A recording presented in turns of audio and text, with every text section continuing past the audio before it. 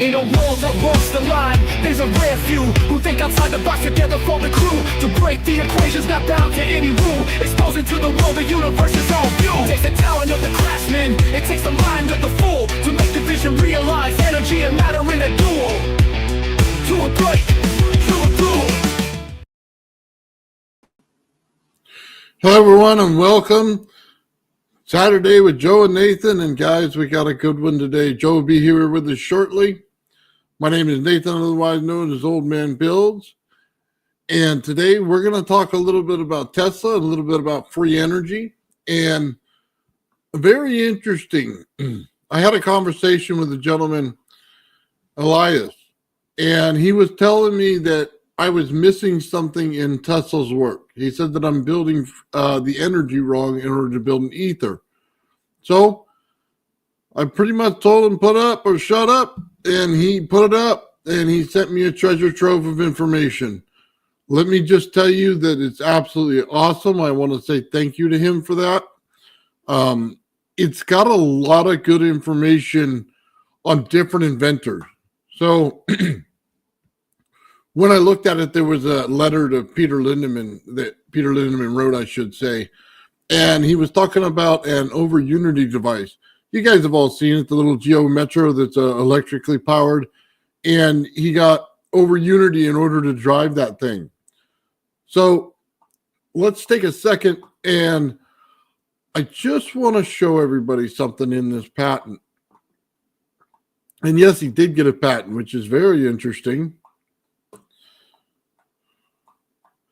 So let's take a look right here. Now, I know a lot of people may really want to look at this bottom part, and that's just basically this is where it goes design. It's this right here that I want to look at. So what is going on here that not everybody is seeing? Well, it's just like Mike Faraday did, and it's also like Tesla in his hairpin circuit. I want to take your attention over to the upper right-hand corner. Now, we've seen this before. We have a spark gap and we have capacitors. Now, Tesla's hairpin is in a different configuration. It doesn't mean that it's not doing the same thing. So, when you see the two arrows at each other as figure number 29, that's basically a spark gap. And what it's doing is it's bringing the energy through it and then stopping it from going in reverse. So anytime you see that and you get that spark gap, that's what he's doing. It also changes the energy a little bit. When we look at the coils before that, we can see that we're building energy into it. Now, the ones on the right here are actually coils that go into the motor. So you got to remember he's got a generator and he's also got a motor to drive it. Two separate things altogether. However, here's the cool thing. They're all pulling cold energy. You can call it ether. You can call it what you want. Tesla's radiant energy. They're the same thing. That's what he's pulling in this circuit. So I know a lot of people look at this and they don't understand, and everything's usually run a certain way in a cold energy circuit. So let's describe it.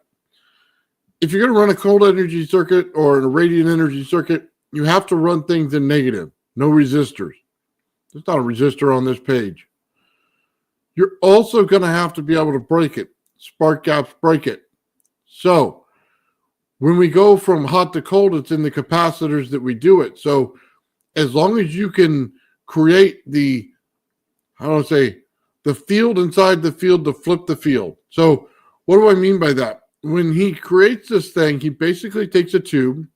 He takes a bunch of mesh that looks like the screen on your window, and then he puts one inside the other. So he's taking the field that's in here, he's flipping it, then flipping it again. Guys, right there is what you want to do in order to create the energy necessary to pull this off. That's how he did it. This right here is a cold energy circuit. Joe, what's up? Hey, I'm super sorry about that. I had some issues with my internet, and it took me a second to remedy. So, yeah, we're just going over a circuit, man. right now, and I'm kind of just describing some cold energy. So, were you able to read that PDF I sent you? You know what? I was able to get through some of it, but not all of it. Like I had said, I've had a little bit of a hectic morning. And hello, everybody. How are you today?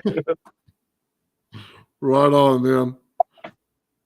Yeah, get settled in, man, because we're gonna have a fun one today. So I'm here. There's a reason I bring this stuff up, guys, and the reason I wanted to talk about the circuit. Mike Faraday runs a similar circuit to this, and it's 100% over unity, and it runs on the same radiant energy.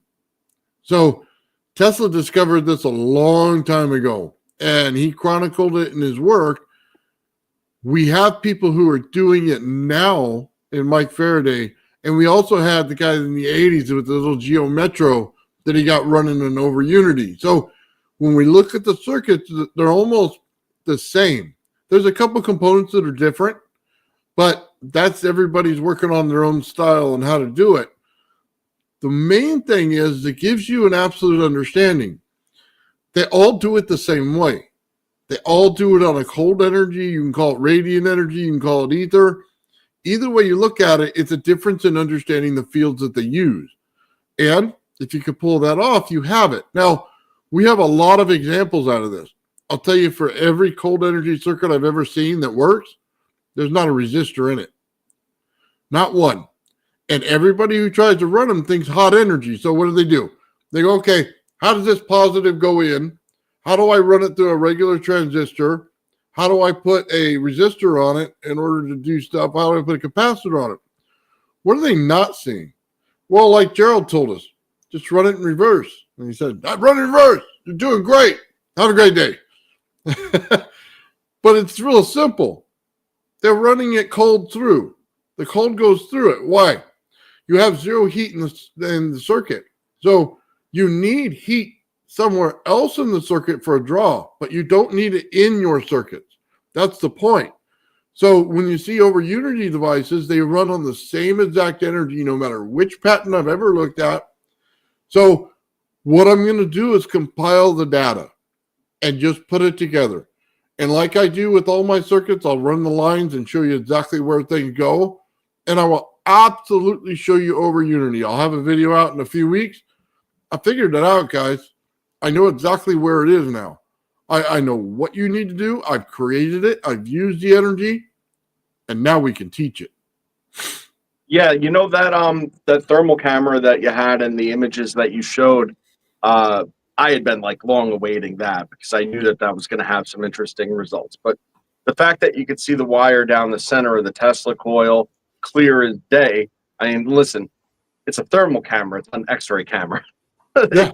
It can't see through the walls of the PVC unless if there's a significant temperature differential that it's able to pick up. That's influencing, the right then and there.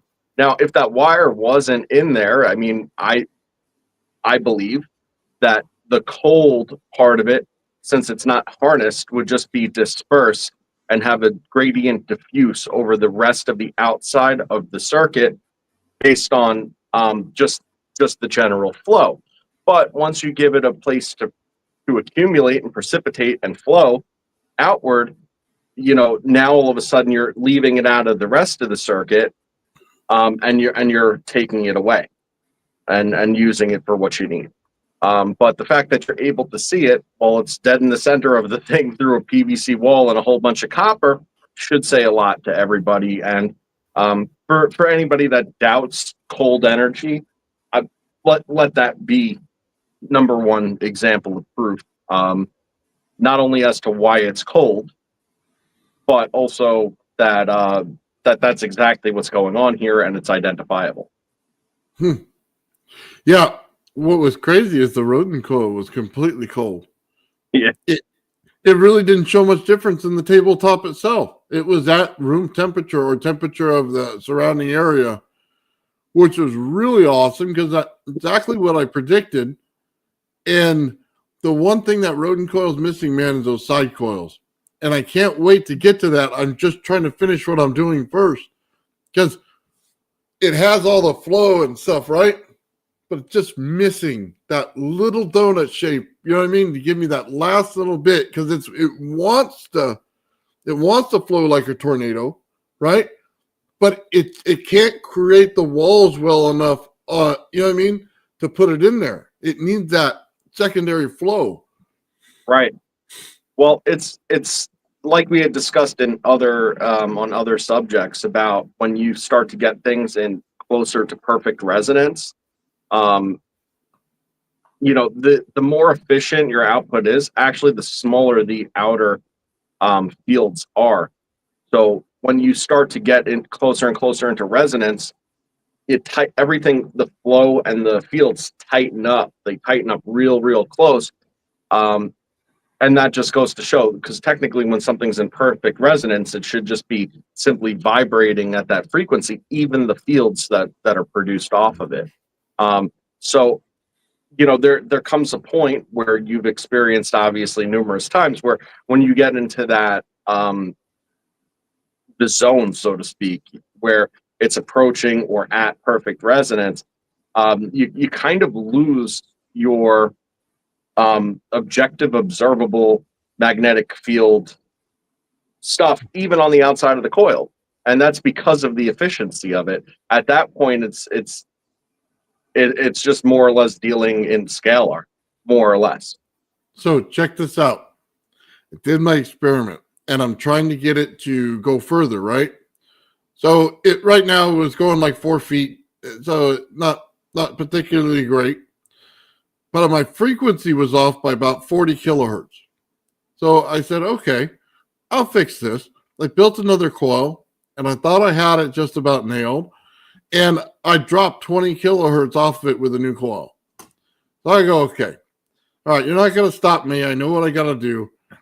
So imagine this. I made a brand new coil, and here I am pulling the wire out of the top, coil by coil, and then measuring it, coil by coil.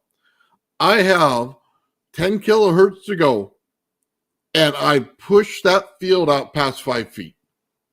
So the crazier part was I had to lower the amount of power going in. So I had it at 14 volts.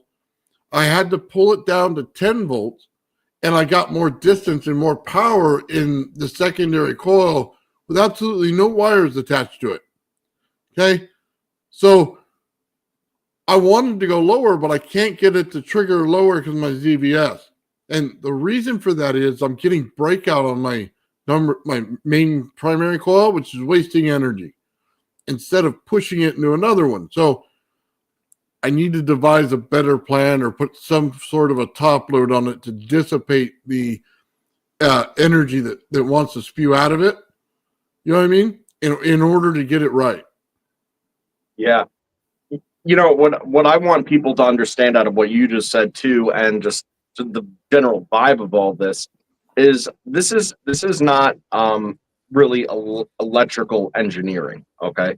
Even though it is, but it's truly electric dynamic engineering, because that would be far more accurate. This isn't about the electricity going down the lines and what effects you get out of the circuits and the coils. This is about actually understanding that all energy is at its root the same, and being able to take a manifest of energy that we use as power, and being able to actually bring it into different versions of itself that actually are simpler forms than the electrical current that we utilize.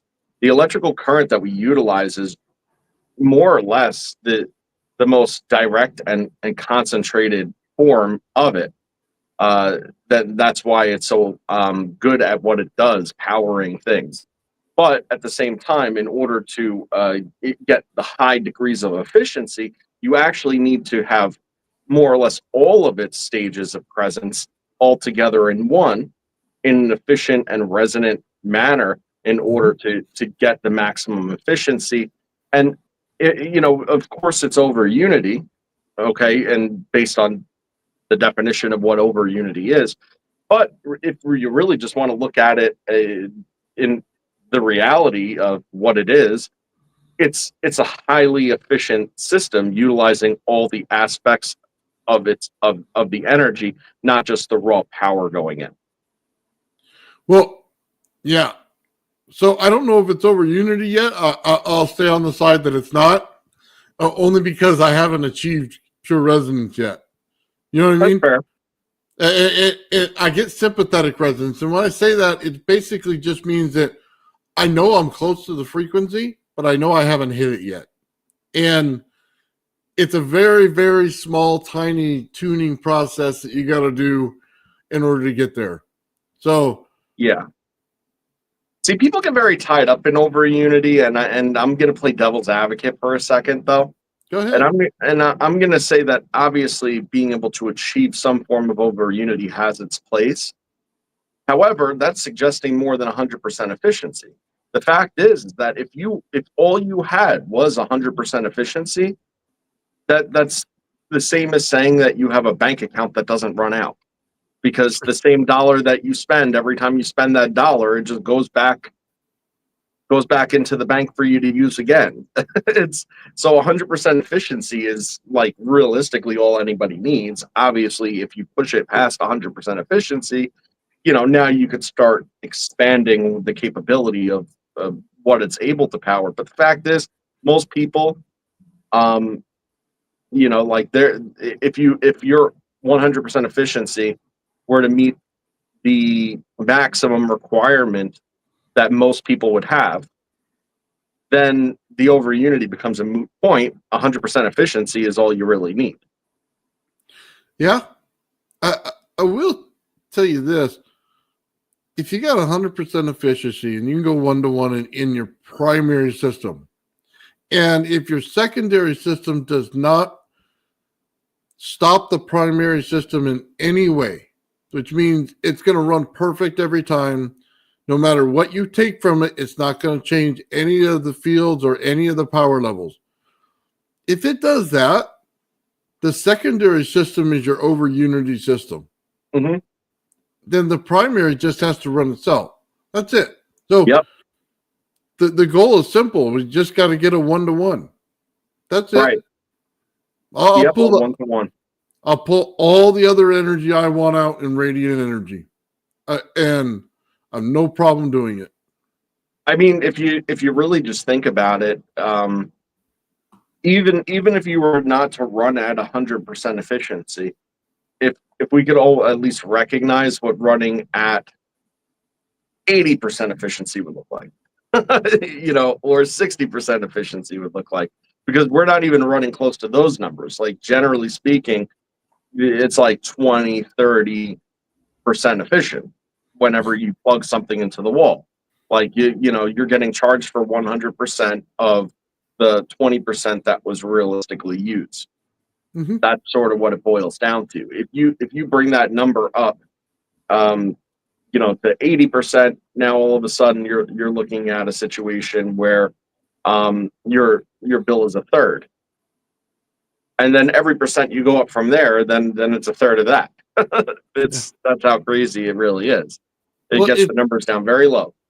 If they just took your normal house system and brought it in AC but converted it to DC, and then all your appliances were DC, you'd save a ton of power. Every one of the motors in all these appliances are all DC motors.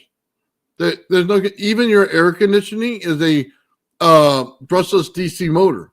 So it's kind of ridiculous that we're running AC in the house. It's easy, but it's not necessarily efficient. Your house is small. We don't have, too long to go. But I guess they have their reasons, man. It just doesn't seem right. If I did it, a build over unit or anything, it'd be in a DC system I'd run. Well, they tend to say that it's because the transport, the delivery of AC is much more efficient than not efficient as far as like energy loss and things of that nature are concerned through the grid, but just cheaper materially that to minimize the losses with AC, and that's why everything not everything, but most things convert to DC on use, because DC is the more usable current.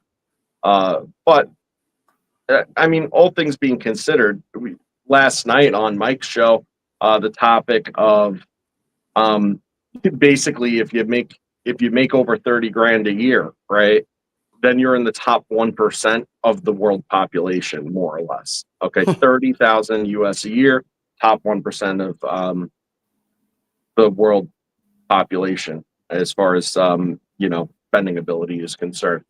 And I guess that information had come from Jordan Peterson. So that really puts things into perspective, because I think that the number one thing that keeps places on our planet down in a low spot is the lack of energy, which leads to a lack of resource, and it's one thing goes to the other. And to set up large infrastructure in these types of areas, is just simply not feasible, either monetarily or practically. So you have large places that either have brownouts all the time because their grid can't handle it, or they have just simply no power at all or limited access. I think what it comes down to is that whole entire perspective would shift if a whole entire village in Africa could run off of a single diesel generator. Because all of a sudden now the infrastructure is taken out of the equation. You have a diesel generator running. You hook the damn thunderstorm generator up to it because you want to be a real nutcase, and then you run one of these high efficiency systems before it ever reaches, and it's just closed loop. And next thing you know, your diesel generator is running lights and refrigeration, and cooking sources, right? And that's going to change things wildly for the people that live there, just off of one generator for 250 people. Oh yeah. Well, one of the other reasons you use this is it's safer. The cold energy is so much safer to use. The radiant energy, so much better to use. Like, I'll give you a difference here. When I turn on my Tesla coil at like 40 volts, I'm getting a suntan. That thing is so efficient. I could literally come out, my face is red, I got a tan, right? I could drop that wire down the center, man, and pull out the voltage in there, and I literally can never feel it. Nothing. I don't feel bad afterwards and everything. I've been working with this hot energy, man, for the last couple of days. My hands feel like arthritis. I want to puke all the time. I absolutely hate it. And I'm doing it to prove something out, so I have to keep with it. But once I'm done, man, I don't want to do that again. All right, let's explore something a little woo that just came to mind. And it's based on what you're kind of saying, okay? So we know that the cold side, right, the inside of this torus, that is the cause of time dilation, right? We've discussed this before. Well, the fact that we experience time, means that we are actually in the middle of one of these, because once you're outside of the torus, once you're no longer in the compression zones, the time no longer matters. You've crossed Planck's distance, okay? Mm-hmm. We know that the hot energy exists on the outside and the cold energy exists on the inside, right? So that should say a lot in terms of the outside environments that of ours. It should explain, like the Kuiper belt, for instance, why it's just hot energy, radiation energy, and things of that nature, because it's like the outer shell of our own torus and our own time dilation fields that we're within. And a lot of those types of radiation, RF, and all that would make you sick, it's there, and it's also present on the outside of this, because this is a microcosm of that. Yeah. I think if we were able to talk about it, you'd really find out why this is used. And it would blow your mind. The stuff that comes out of this, man, is just beyond belief. So one thing I always get is, you have to open the ether and you're using all these devices to do it, right? Well, you know what's in there? Just electricity. That's what's in there. It sounds wrong, right? It just, there must be something more, No, it's not always what's in there. It's how it's created.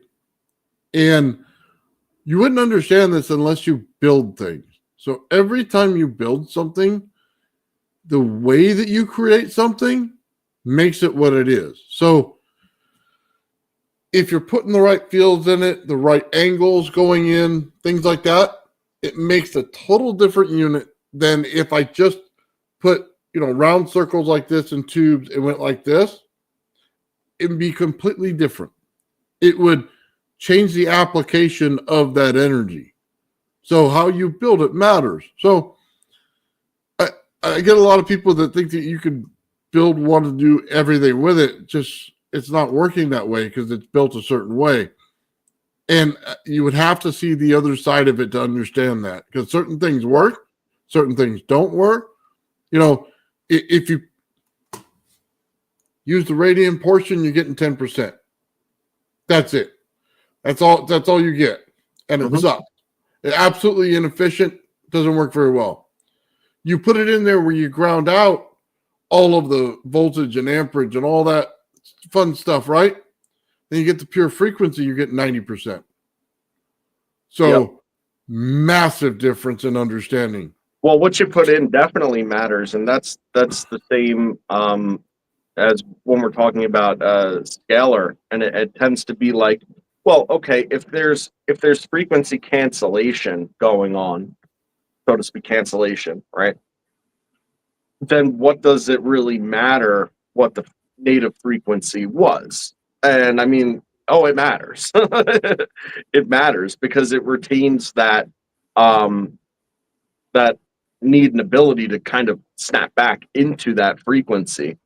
When it's utilized, it's also even though it might be gone from detection, so to speak, it's still needed in order to fall into resonance with whatever is causing its own compression and flattening of the frequency line. So it's, like what you put in is super critical. How it's spaced out is super critical. How it's shaped and the flow patterns and the directional propagation it through the wire. The flow is going to affect the flow pattern. The flow pattern is going to determine what you get at. So check this out. In that patent I was showing earlier, they were showing basically like a screen mesh, right? So you make a tube, you put screen mesh over it, and that's one. You kind of stitch it together, right? Then you take another one and put it on the outside of that, right? Is it starting to sound any bit familiar? That I take a sounds like Gerald coil to me. I'm doing the same thing in my Tesla coil, so just understand this. I take a round cylinder, I have wire on the outside. That wire creates a field. But then I'm putting something on the inside, which is now pushing into it and creating another field. So in this overunity device he made for this, all he's doing is taking, just like Don Smith would have done, a coil, putting another one on the outside, you know what I mean? And another one. So he's creating cavitation inside there with flipping fields. So if I were to say, let's take an electret and I'm going to positively charge this, negatively charge this, but then I'm going to flip for each layer that I build out in a sphere, right? It's the exact same thing. Yeah. It's just, you're building more. And that's what I found absolutely fascinating about this, is because every time I turn around, it's all doing the same thing every time. It's never changing. Like all of these devices, no matter how many I look at, the way they're achieving over unity is that same effect. The same, well, right, because the there's a bunch of ways to get there, but at the same time, there's really it's really the same exact paths to the same point, just from different directions. It's what it boils down to.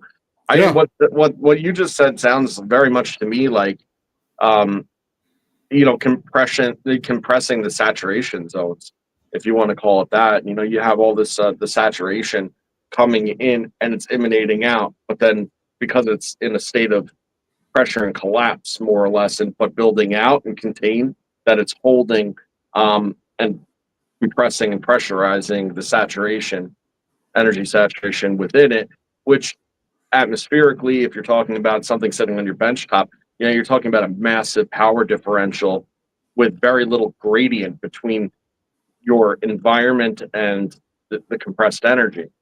I think one thing I would love to see is if there was a large Tesla coil where you can make like a micro Ronin coil and actually get the Ronin coil into the middle of it and then tap into the center of the Ronin coil, because I think that you would have, like it's multiplying the dimensionality of it at that point, in my opinion, because you have multiple fields that are working off of each other at that point, and then melding in together, but then also doing their own thing simultaneously. That's how you increase dimensionality, is through that mechanism. Whenever you have multiple independent fields, but also coinciding and interacting with one another within the same compression zones. That's why I wanted to create the little discs on the outside. You understand what I mean? Yeah, definitely. I do. I want to say this.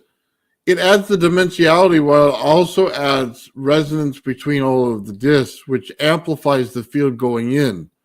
So instead of it going through like you're blowing out air, it goes in like you're in a windstorm. You know what I mean? That's kind of what you're looking for when you put the Rodin coil down the Tesla coil, but it's a much easier way to do it, because building a little tight, that would be difficult, Joe. It would be difficult, but it would be super cool to see. But aside from it being super cool to see, and mind you something, difficult, yes. Impossible, no. You ever see a Swiss watch? I mean, the pieces are very little. I used to build models, like little model cars and stuff.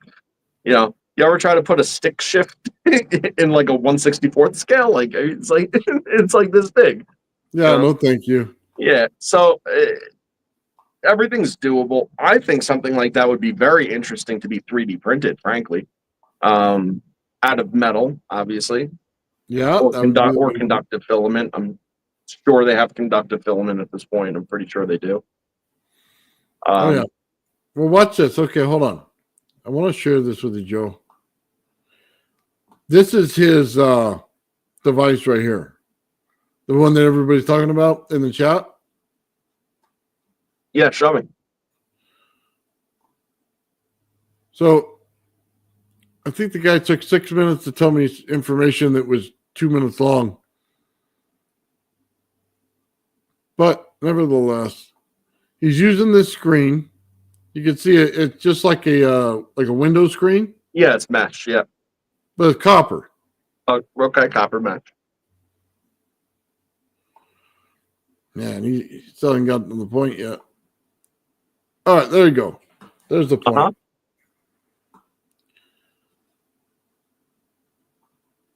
Little Hannibal Lecter looking, but yeah. Well, it's just the idea, I guess. No, I mean, listen, what works, it works. That's that.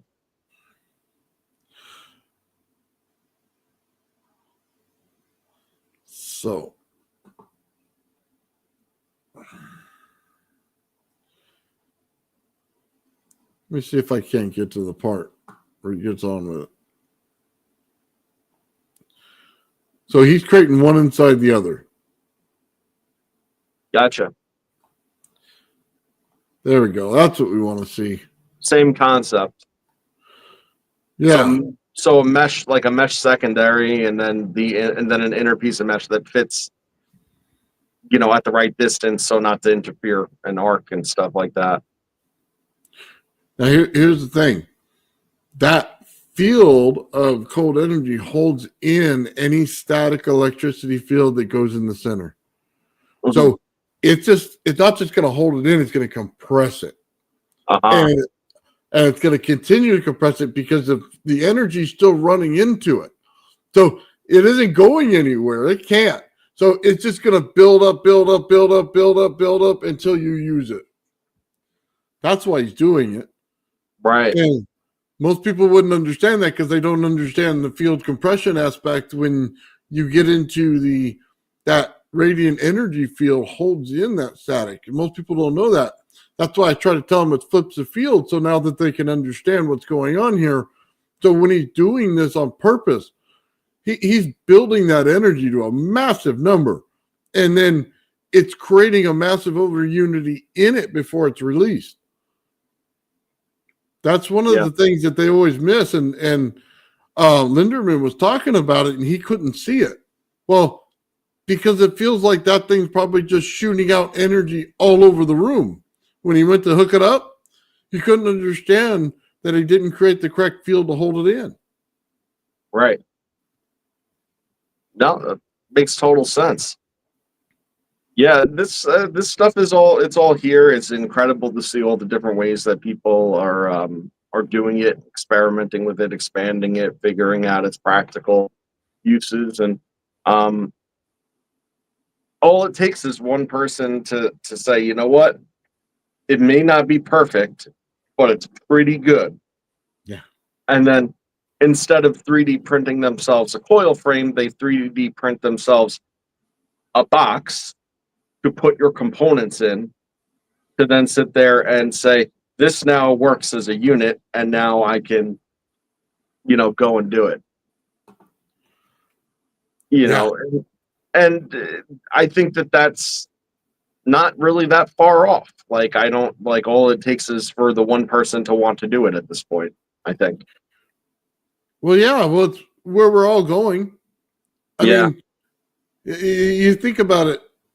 Ben's got his device that is going right over Unity right now because he's finally hit the point where he's making that jewel thief do the right thing. So he saturated the core just recently, and he did that by disconnecting the negative wire. So he actually let the coil itself build up energy till the point of saturation. Now, he's got to put a spark gap in it in order to pull that energy out so that it goes, stops at the spark gap and won't allow it, and it lets it build up again, right? You can technically use a MOSFET for that, but the spark gap's more efficient in the process that it works. Understood, right. If all he's got is a MOSFET laying around, hey, great. Put it in there, make the switching, and pull the energy out and make sure it stops. So the only thing is you get leakage and you'll blow up a lot of MOSFETs in order to get it just right. Well, right. You need something that works efficiently and frequently without needing to put MOSFETs in just constantly too, and replacing MOSFETs, because, that tends to be that's the thing about engineering is you need durability and reliability. And if you were to run it as a spark gap, that's cool. Now you also got to figure what you're going to do with the ozone that's created out of it. Because it might not be a lot, but if it's firing continuously, it may. Well, here's the funny thing about this. There's a difference between hot and cold voltage. In hot voltage, you're going to get ozone. If you switch it to cold, you'll just get radiant energy. So do you though, or do you get something that's analogous to ozone but on the other side? I've never gotten ozone. Not anything close. Well, mind you what I said. Analogous. Close to it. Okay. Yeah. Like, I'm just wondering, like, there's a yin and yang with this, with everything, which is the point. So if you have ozone on one side, you got to have something on the other. And just saying that there's a little bit of energy bleed, probably, I don't know. Like, it could just be like, the fact that the spark itself is plasma. So there's a plasma discharge, but because it's cold energy, it doesn't have an environmental interaction necessarily. We could say that if that's the reason for the I absence of it. I think there is a reaction, but it's not an energy flow reaction, it's a field reaction. So it would be like if I took all the oxygen atoms that are in the general vicinity and I made a grid structure out of them. That's what it's doing. So let me ask you a silly question. If you have like a barbecue lighter, for instance, that has a piece of quartz in it, like a piezo igniter, right? Mm-hmm. Piezo's cold energy, right? We could agree that. Yeah. Oh, absolutely. So when you capture that cold energy and you create a spark that ignites the gas, is your spark in that situation a cold energy spark, or or does it undergo something through its transfer and then when it arcs to turn into hot energy? It does turn into hot energy. However, there is also a cold energy spark. So if you took two pieces of quartz and slammed them together, you're going to get light, right? Cold light. Cold light. And you'll get a spark. So, but I don't know that that's a hot spark. But when you take your flint to it and you hit it, you're getting a spark. And I don't know if that one's a hot. You know what I mean? I never put my finger next to it. Well, I think that when you're dealing with that, I think that is a hot spark because that's like a friction spark. Like not everything's capable of sparking, but stuff that does off of purely friction without a piezo mechanism, like, to its crystal structure, then I think it is hot at that point. But like with the quartz, I know it's cold. I know when it's running through the wire, it's cold. But what I just wonder is that when it arcs out, is it hot? Because then like one thing that I don't think we've ever played with on this channel yet, and maybe you have, so fill me in. But can you ignite something with cold energy? Because we know that it doesn't have the same atmospheric effects. We know hot energy will ignite something flammable. But does it play the same role of the volatility? Or is it that cold energy is as volatile as something volatile?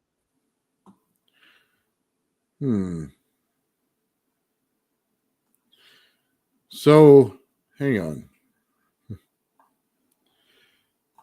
Let me say, I was reading the comment. Magneto sent me some pictures, which are amazing, by the way. So I should show them here in a little bit when I look them up. Yeah, for sure. I don't think so. Hold on. How do I say this? When I run the rod to the center of the Tesla coil, if I do not look at the amount of distance it goes to the outside field, if I go 2 inches pipe versus a 4-inch pipe, right? 4-inch pipe, generally not a problem at 40 volts. You'll never get a hot side of energy. At a 2-inch pipe, I'll find the hot side of energy if I use the wrong rod. Now, what does that mean? Based on that, I know I can flip the field from cold to hot, but I can also flip it back. And that's how I found that. So I would go from, hot energy on the outside to a cold energy on the inside, then bring it over to another Tesla coil, hook it up, cold energy on the outside, hot energy on the inside. So I know they flip back and forth. Okay. And that's what we were talking about earlier in that device. So you're absolutely right that could be just hot energy coming out because it flipped the field. So that's what I'm saying. So, and in that case, because it's such a simplistic mechanism that you click down, impact, cold spark, transfer, and then it's got to be the act of the discharge, through the spark that is the moment of flipping at that point. Mm-hmm. So that's interesting to think, that, and that actually kind of makes sense because it's actually going from something very compressed and condensed to something that is in a rapid state of expansion. It's an explosive discharge, right? and that explosive discharge, that rapid expansion would cause, you know, it to flip maybe, right? It would Yeah. cause it, right? Because when something snaps back, it becomes cold. Okay, but it becomes cold because it's dissipating the cold, right? So at the center of something, something's got to be hot now if there's something cold. So it's letting go of that cold, snapping back and giving you the hot. I think that's what's happening through the expansion. Yes. So, sorry, I agree with you, Joe. I'm looking for the pictures he sent me because they were brilliant. Cool. But you know how, like, that's actually really interesting though when you talk about the transmission of it through the ground, like you've shown 100 times, and through burritos and such, because it remains cold energy throughout that. But if the mechanism of the switch from cold energy to hot energy is the condensed expansion, right? What does that say about its diffuse propagation? Because like there would have to come a point in like that's what I'm trying to get my head around, that aspect of it. I never considered that before. What keeps the cold energy in the ground? The fact that the ground transmits cold energy? Or is it because it remains in some form of compressed state? I think it's because it's in a compressed state. That's just what I think anyway. Well, once it's in that state, it stays there because the other fields wrap around it. But then when you cross the fields, then it changes the energy altogether, right? So it's got to be, I think, just like what you said, it's compressed and it's uncompressed and compressed and uncompressed so many times that it builds over time and it's going to come out a massive amount at the end. Well, right, Jabber just said it has a higher potential. So that actually makes sense too, because if you're talking about a game of ratios and your ratio is much higher, density in one place than another, then that would act as a form of containment. But then it comes down to, does that form of containment restrict its transmission potential through the medium? I like asking the hard questions, man. Well, it's not easy because you're like, I build it in such a bad form to really understand the main point of it. Like, if I built this in all spheres, man, this would be so easy to understand. You would be able to see the compression, the whole thing and how it builds out and why it's pulling in and creating time dilation and gravity all in one, right? The hard thing is we're taking this, and I want to call it 2D, but it's really three-dimensional objects that just don't have that fourth dimension, I guess is what I want to say. And you can't tell what's really, the main thing. You can see all the parts, individually, but to see how it all coalesces, it's not really possible until you put it in that configuration of the spheres. And that's the crazy thing. It's not gonna pull together the right way.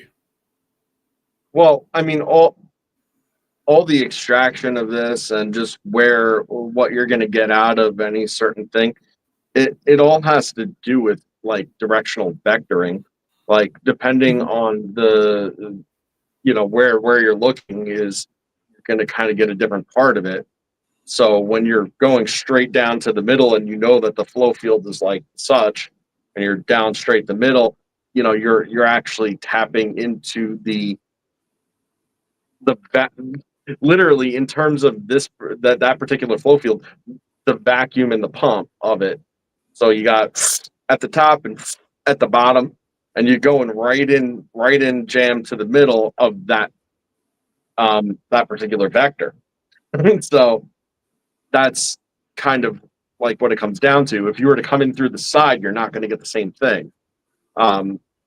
Suppose that you had a small hole or something through it where you could just go in, the center of that is not gonna, it'll hit, but because it's hitting all the different spots, it's not gonna get the same reaction out of it.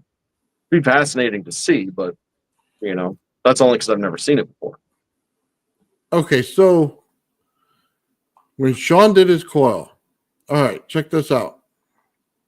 When he did that sphere, he describes it in a certain way. It does not interact with everything that the hot energy from your normal Tesla coil interacts with, right? What is that telling you about what he did? I think he truly flipped that field. So, and he changed that whole thing from hot energy to cold energy, and it comes out looking different. Is there a plasma discharge? I guess you would say that there was. Based on the energy he put in, he did get a plasma discharge. But it was completely benign to him. He could put his hands right through it. Okay? Normal Tesla coil, you're getting shocked. Okay? That coil he's got, no shock. And when you go, okay, what does it interact with? He pulled out this rock that had crystals inside. So it looked like a normal rock on the outside, crystals on the inside, you know what I mean? Purple, stuff like that. He pulls it out, and what does the electricity do? It goes right to it. Exactly right to it, right? So you're going, okay, he's got that. He's also taking the ground negative, right? And it's pulling towards that energy. So he's flipped that field 100%. Now, if he puts another sphere on the outside of it, right, then he can captivate it and change it again back to the hot energy.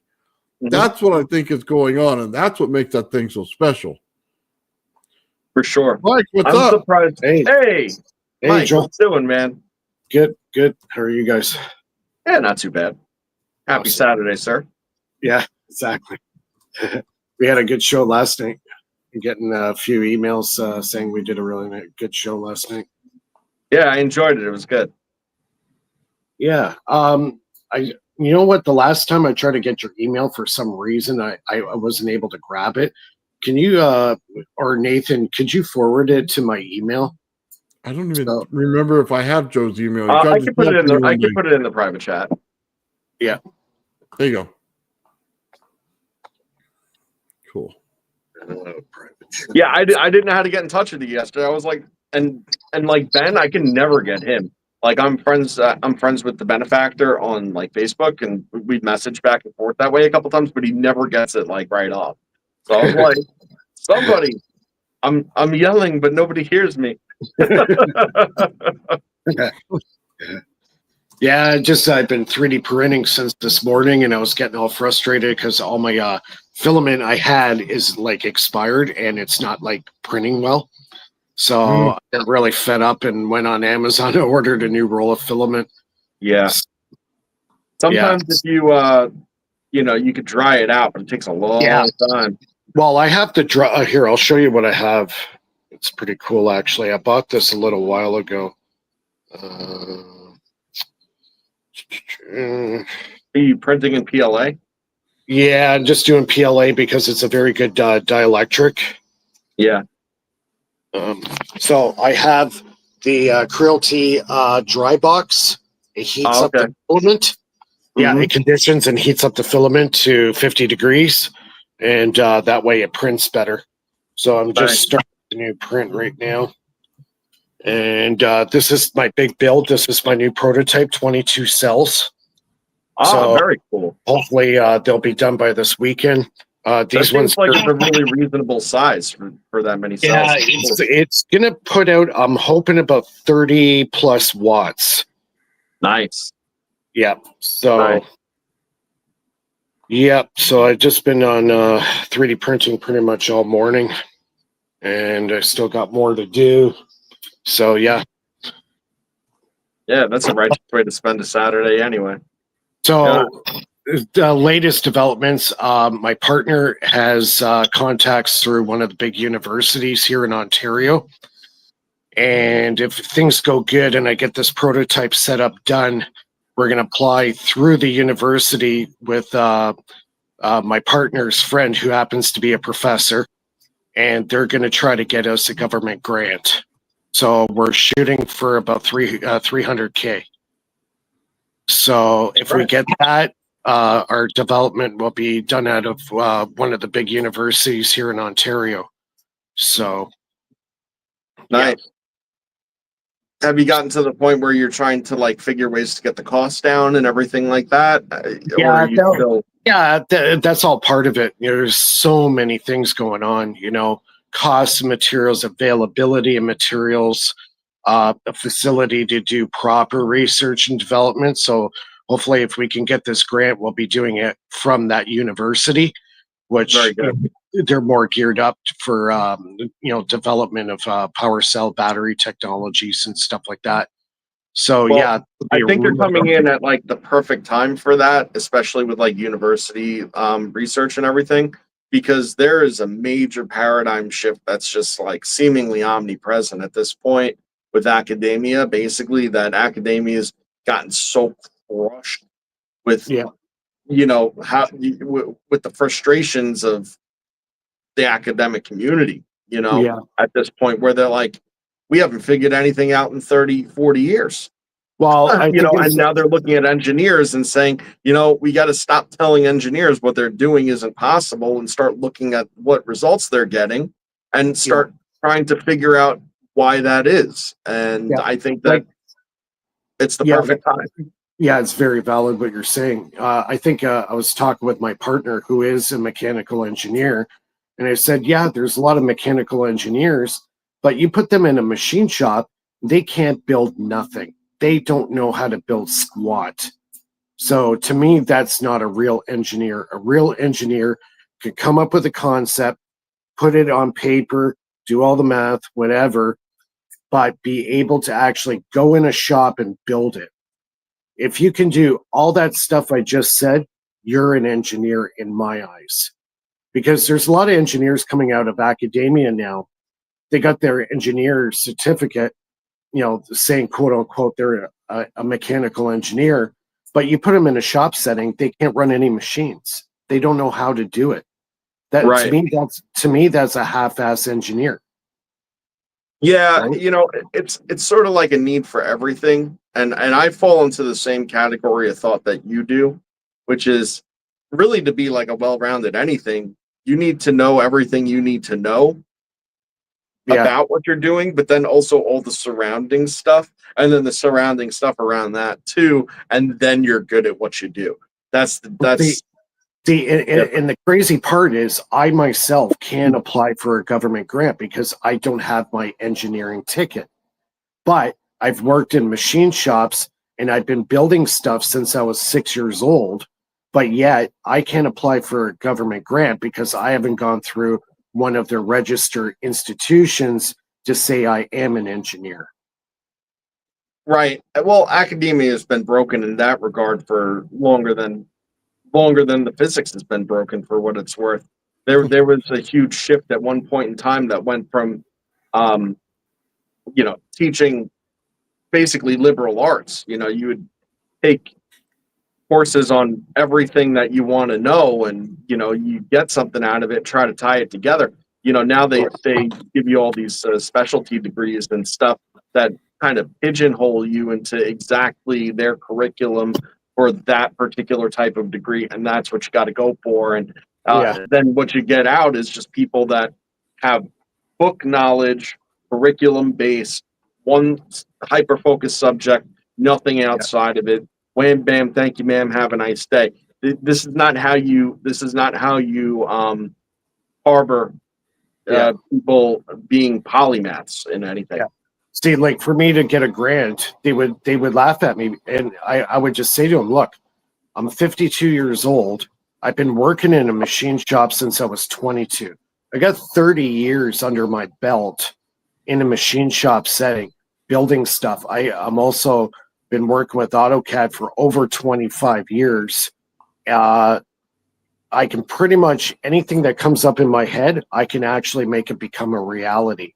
But yet they would say, sorry, sir, you still can't get a grant because you don't have your engineering ticket, which is a total crock. It is. I understand why credentials definitely would make work more solid. But if you got it, you got it. That's sort of what it boils down to, also. Yeah. And Yeah. there should. I mean, it's my opinion with academia in general. Hey, Jarvis, what's up, man? Hey, What's up, Jarvis? I missed a whole lot, so I don't know where we are. We're talking about academia and Mike getting a grant for his prototype. Yeah. I've been trying to seek a grant too. It's the way to go. I mean, why Well, not try? Well, what we're talking about is I've been working in machine shops since I was 22, and I'll be 52 in March. So I've been working in machine shops for 30 years. I'm totally 100% proficient in AutoCAD design and all that stuff with the machine shop background to back it up. But yet I can't apply for a government grant because I don't have a quote unquote engineering ticket. How do you get that? Well, my partner is a mechanical engineer, so he qualifies, and I don't. I have a degree in engineering. If you need help, I mean, I could try to help. Well, this guy's local, so this is the guy that I've signed the NDA as far as the development of my cell. So right now we're trying to get a $300,000 grant through one of the big universities here in Ontario, Canada. And if that goes through, we're off to the races. I'll be working at it and doing research and development out of the university. So, and Awesome. have proper government funding, right? Mm-hmm.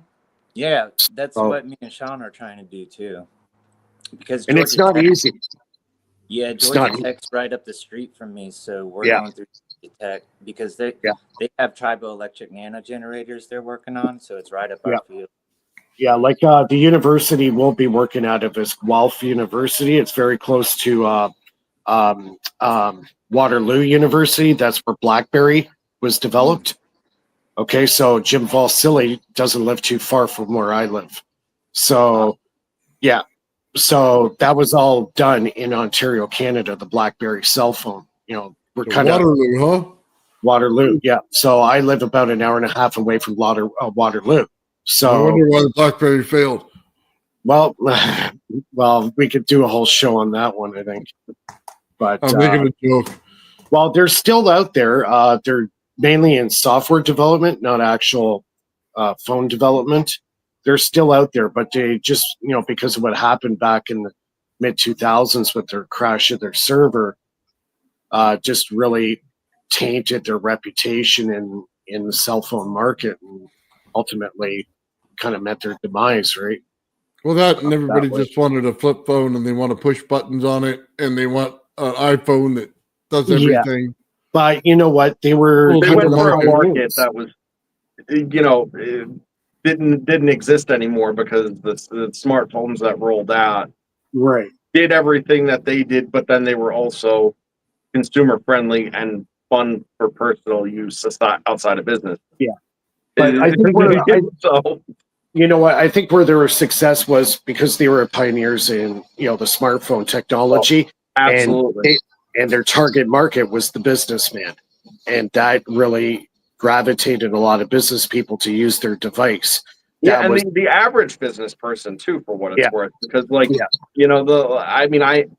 I never really had a BlackBerry, but I had the tier up from that, the PDA stuff that like flip out keyboards, Microsoft on it, this, that. But those phones were like $1,500 back when. You get a BlackBerry for like $600-700, which I mean is still a lot of money. Don't get me wrong, especially back then when they were giving phones away for free. Remember when they used to do that, and they don't do that anymore? Yeah, it's funny, eh? But the cell phones now. I don't think we're at a point now where there's really not that much you can do more to a cell phone. Like the cell phones now will do pretty much anything but scratch your ass. So it's like they kind of plateaued as far as technology. Well, you never know. They got that virtual hand out there that might scratch your butt for you. You know what I mean? Well, you want to talk about technology suppression in a whole different light. Just look at a cell phone, because they can make these cell phones so much even crazier than they already are. Like, it's just so readily available. But for developmental purposes and just being able to come out with a new model every year, they don't. Yeah. And Well, they're just like, okay, well, this now we're going to improve this, and they give you incremental improvements and stuff yeah. like that, when they could literally just give you a photo quality, video quality of a DSLR for real. Yeah. Right in your phone. They give you whatever you want. I think probably in my opinion, the biggest development in the cell phone industry was the touch screen. Before that, touch screen was just coming out, but the cell phone industry really embraced the touch screen and developed it properly. So Well, we it got needed to be. That was the critical thing, because you only want a device that's so big, and if you have, Right. and if half of your device has to be taken in by input buttons, yeah, then now your screen is smaller. So in order to have the most screen, you have to implement your inputs into the screen, and that is a touch screen. It's like that's that's definitely the case. Absolutely. Yeah. All right, About guys. the real estate. Let's get to a little bit of science here. I want to show you guys some stuff. All right. Oh, Nathan, did you get that link of the video on the EV gray tube? Yeah, we were just talking about it before you came on. Oh, okay. Yeah. So check this out. This is right here. Magneto Franco sent me this a while back. And looking at charge separation, plasma portal, notice the circular black joints. So he's got a bunch of pictures here. So we'll kind of go through it a little bit. That's a really incredible picture, though. Yeah.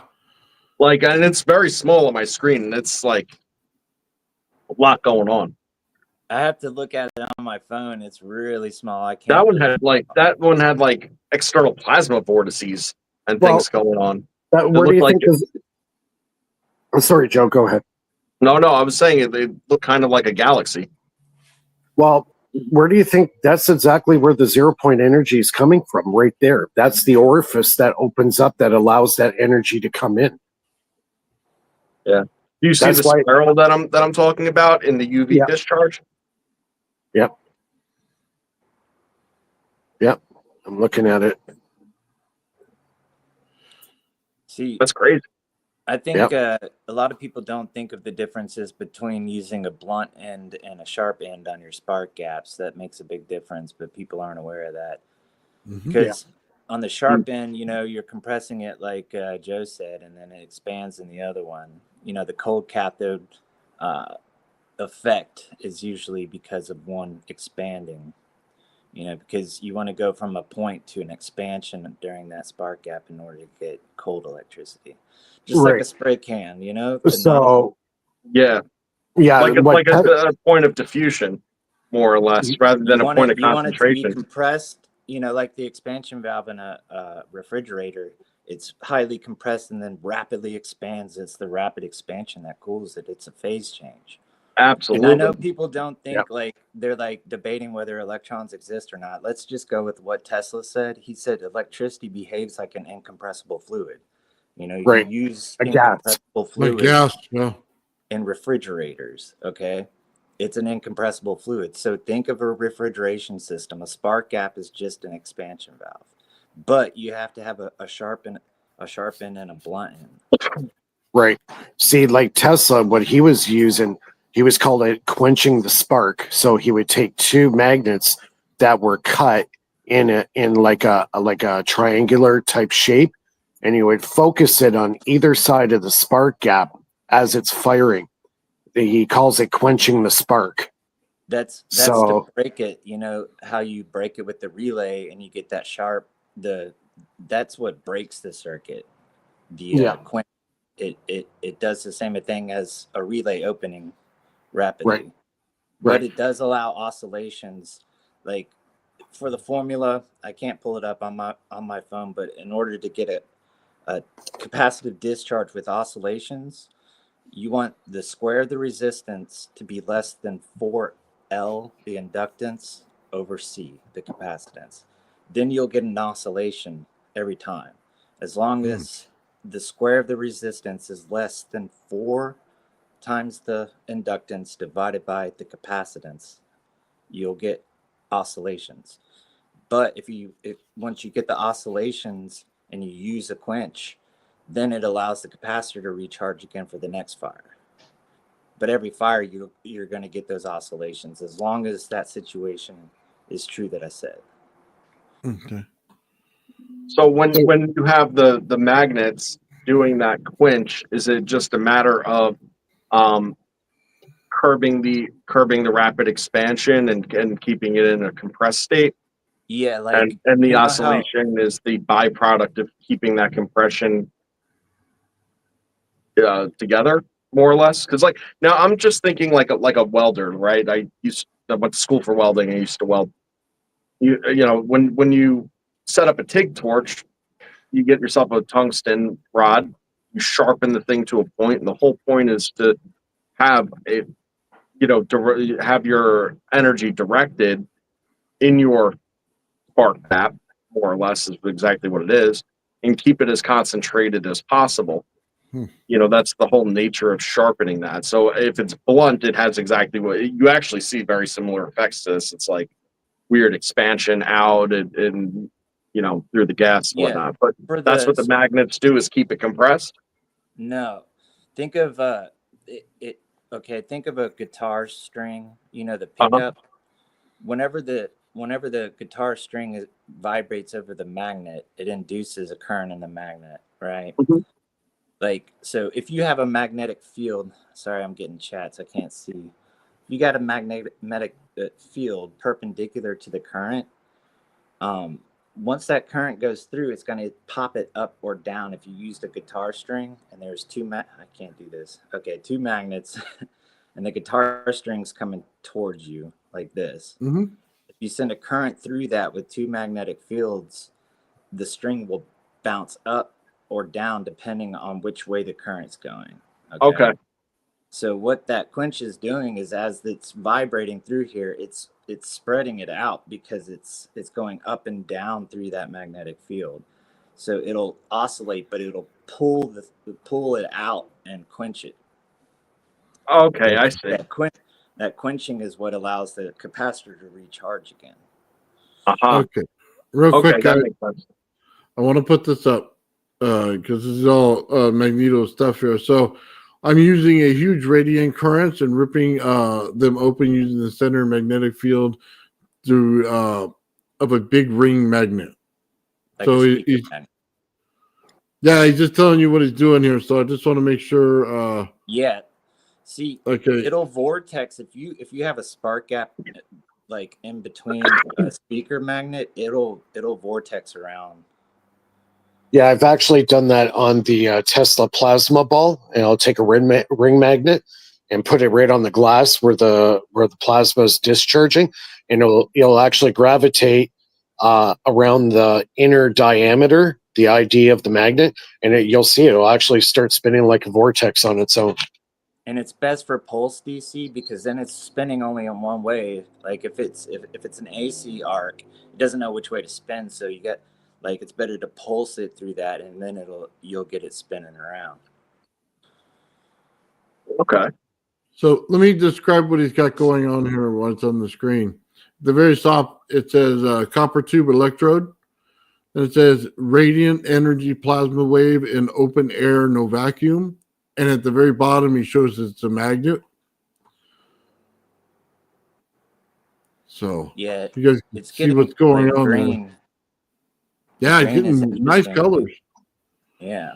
So he's got a real good one that's in here with stacked magnets too. I wanted to show that. But those colors are brilliant. Yeah. That's so cool. What is going on there? Gamma radiation, man. You're going to turn into the Hulk. Take a look at that. Yeah, but like what Mike Faraday said, when you do that quench method, you do want kind of like pyramid shape for the quench. Like right. They actually have to be cut. Yeah, right up next to it. And it's a great way to quench. But then again, it's illegal to do that because it interferes with radio waves. Well, yeah. So you'll get some knocks on your door if you actually get it running because you're going to be broadcasting signals out. Well, what's crazy about that is that emission is showing frequency gradients, which is really cool to see. I mean, it's not something you're connecting to the ether all too well. You're connecting to the ether. Without spark gaps is either an SCR, in my opinion, because I use pulse DC, I don't use AC, and an SCR will fire pulse DC, or a TBS diode that mimics a spark gap, but it's a semiconductor. It's a transient voltage suppression diode. Yeah. Amazing colors. Yeah, the colors are important in this though, because the colors are directly related to the frequencies of and how it's being separated. So it's changing the light color based on the magnetic of it. Right, yeah. But it's forming condensed like forms of like there's some coherency to the segments of it and how it's gradient out. It's crazy. I don't know. I've never seen anything like that, to be honest. Yeah, that's why he wanted me to show it. It looks awesome. Yeah, no, it's amazing. It's the magnets that's doing, making it brilliant like that. Yeah. That's like green arcs you get from the magnets, and something special about green arcs when it comes to cold electricity, in my opinion.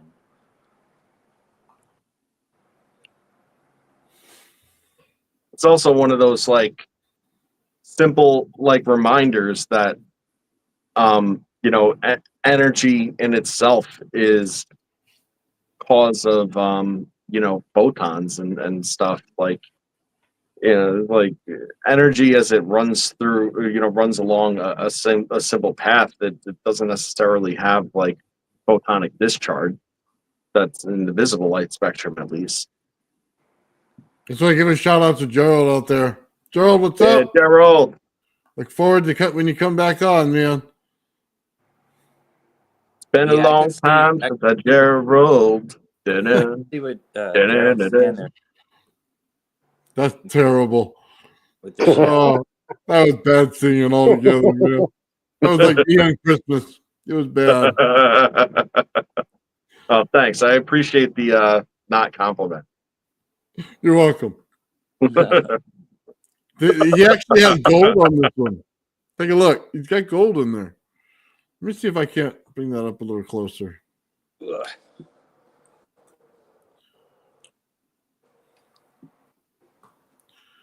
That's really cool. I don't even know what I'm looking at, to be real. Not here at least.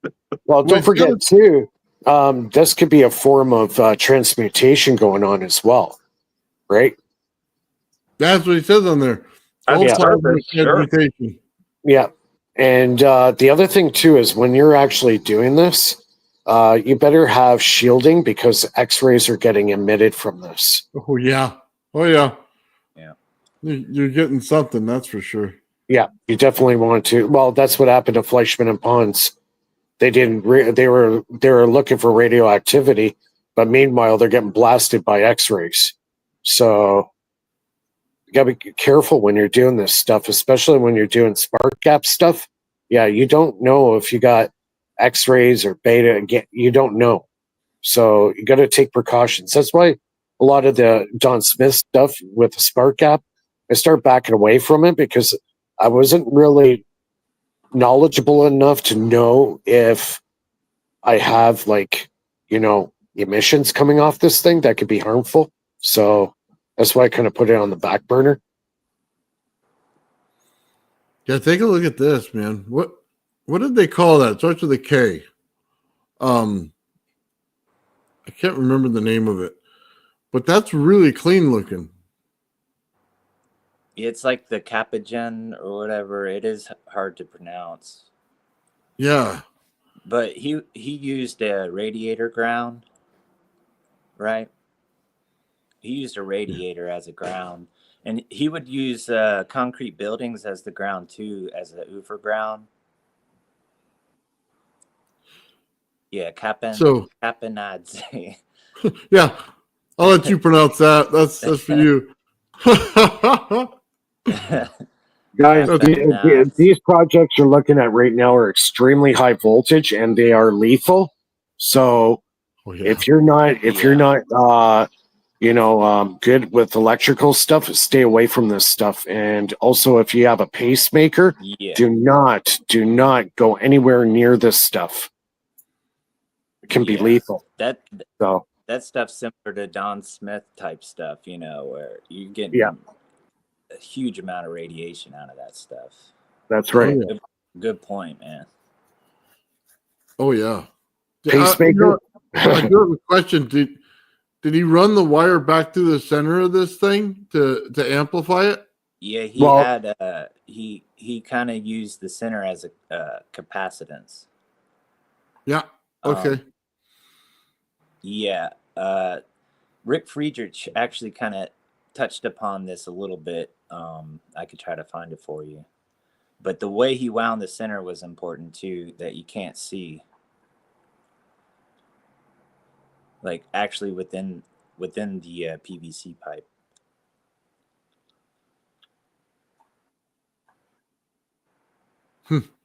Yeah, and that's the one where you can do one coil going clockwise and the other one going counterclockwise. So one side's your volts and the other side's your amp, and you tap off the center tap with a diode, high voltage diode. Mike, you suggested an experiment I would love for Nathan to do, and he hasn't tried it, where you fold the wire in half and wire it that way. Yep. That's all amps. Yeah. Hold on. Yeah, Don Smith did that demonstration back at the Tesla Tech 1994 conference.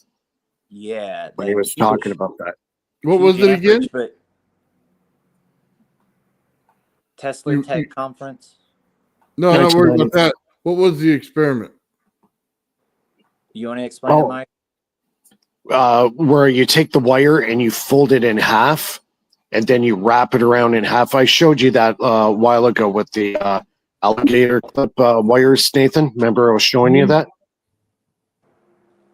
Well, I remember I reversed the wire. I had one clockwise, one counterclockwise. Right. Well, the other one, you fold the wire in half. Yeah, he's going to show you. Yeah. You take the wire like this, and then you wrap it around the Tesla coil. Okay. So this is the half of it. This is all tangled. It's a guitar. Wrap it around your hand. Yeah, like that. Yeah. So if my hand were the Tesla coil, you would start like this. You got two loose ends. Wrap it around. Yeah. Like that. Okay, I got it. And you wrap it around like that. That will basically give you strictly current. That's how you can get current out of it. Right. I made a very simple coil like that one time that was just hooked up to an audio jack and just put wave frequencies through it, and it was very, very cool to be honest. Like I would like blow some vape on it and stuff like that, run some incense through it just to see if it was picking up and affecting the area, and it would have like pretty much a huge dead zone with it. But it would condense up in the middle, the same as like a Taurus would, except it had no exterior force whatsoever, which I just found super strange. The magnetic fields actually cancel each other out, because if you study back EMF, as one goes one way, it induces a current in the opposite direction. So they're both actually inducing currents in the direction you want them to go, but you're not going to see the magnetic field effects. But they're literally inducing the current, and that's why it's a high current when you do that method of folding it and wrapping it. It's it was current. I actually did a fold, a twisted the whole entire length, and then a coil just right around, and I tucked the bent end dead up into the center. and then I shoved a piece of quartz in the other side. Yeah, Of course you did. Yeah, damn right. Yeah. That was it. And what's crazy is you could actually pick up on the frequency input that you put into it at a distance. So if you would run this, like you would actually sense a general change in your room as it kind of approached like a level of saturation too. And this is not a lot. Right. We're talking audio power going through this, like nothing crazy. Yeah, and conventional electricians will tell you that's impossible because you're canceling the magnetic field, but it's not the magnetic field that you're sensing in that situation. No, it's not. It's the transverse waves that are being dumped out of the thing 360 degrees through your walls and everything else. Yeah, so they're wrong there, right? I would say they're wrong. I would say they're wrong. And Yeah. you could tell, like when again with the vape, you blow the vape at it, and if you blow it just past like the point of the center where it would just get trapped up in the middle, and you could keep on blowing it in there and just be trapped up in the middle. Can you record that? I could try. I've tried before, but for whatever reason, the camera never gets it. It never like. Are you using an amplifier to send the signal down there? No. Well, I mean, there is technically an amplifier because again, it's audio, so it's got to run through some kind of amplification in order to be put out. Yeah. Cool. Yeah, I've been wanting to do some like music related with the electronics using amplifiers and stuff. But cool. That would be great if you could record that. I want to see that.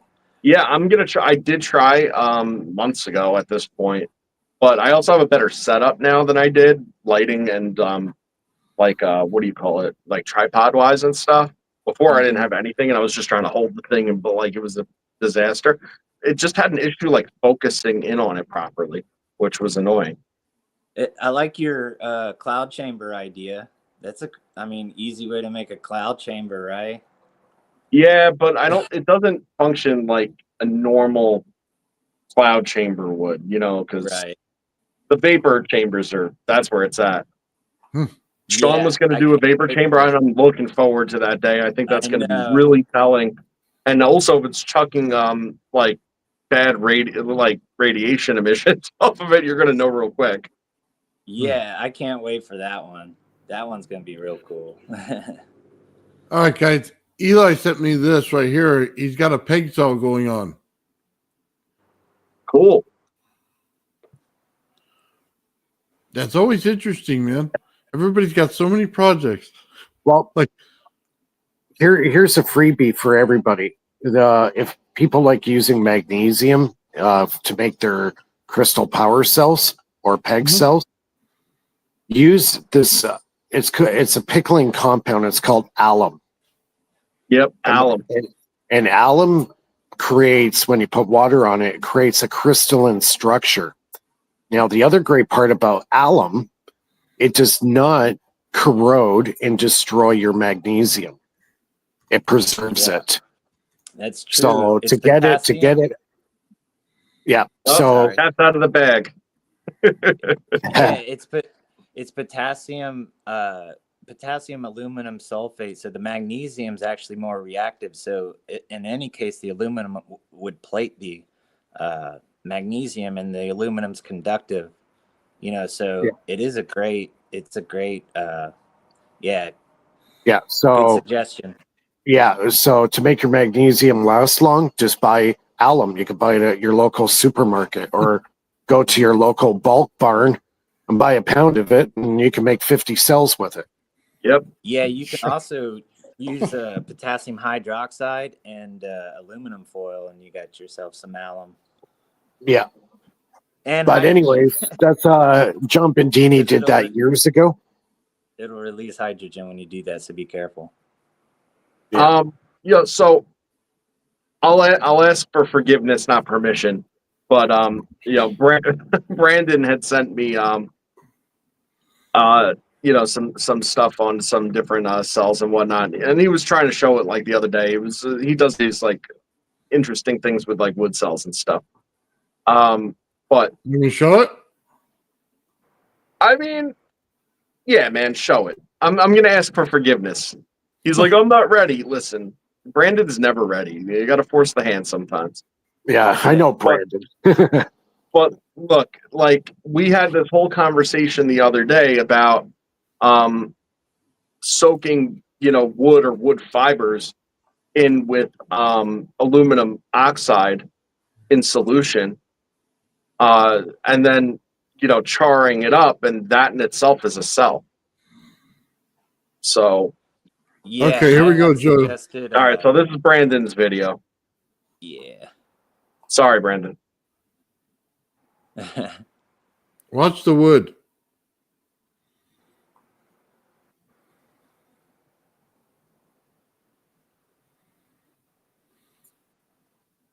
Yeah, he used a laser and put some carbon coatings on the wood, I believe, right? A laser induced.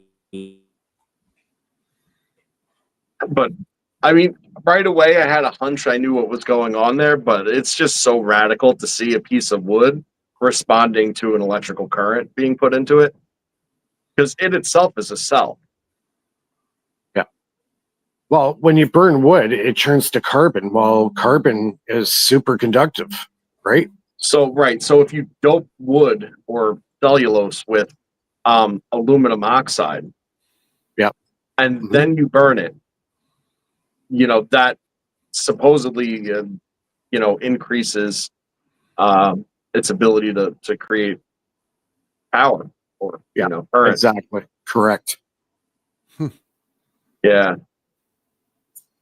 which is crazy, because if you think about it, we brought up sapphires before, and sapphires being aluminum oxide, and then you have a super hot laser scorching aluminum oxide and wood, and I think it would stand to reason that at a molecular level that there would actually be sapphire crystallization in with the carbon char, which that's just a whole nother level There of you it. go. You guys want to laugh for a minute? Watch this. Yes. I pity the fool. I pity the fool.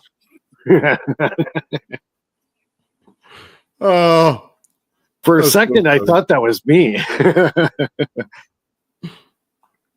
Oh man, this right here. So this is what. Let me show you this. Oh, Jarvis, where'd you go? I was gonna say, we were talking about Mr. T, and then Mr. L left the building. Yeah. So this is what Brandon's doing over there. That poor plasma screen. He keeps abusing it. Yeah.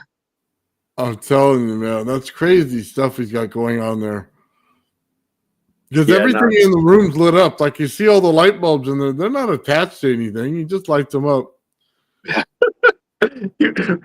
He was running the radiant energy through pots and pans. Oh yeah. Like everything in that kitchen probably lit up. Yeah. Science is great, isn't it?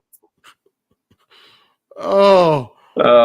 It's like everything he does. I have to remind him, I'm like, please don't kill yourself. Please don't kill yourself. Don't electrify the fishbowl. Yeah. Like, look at this thing. He's just, every time he moves it, it goes on a different part. He just kind of hangs it there. I love it. Yeah. Sometimes he sends me pictures and I'm literally like, I have no idea what I'm looking at, man. He's like, "Oh, don't you see?" I was like, "No."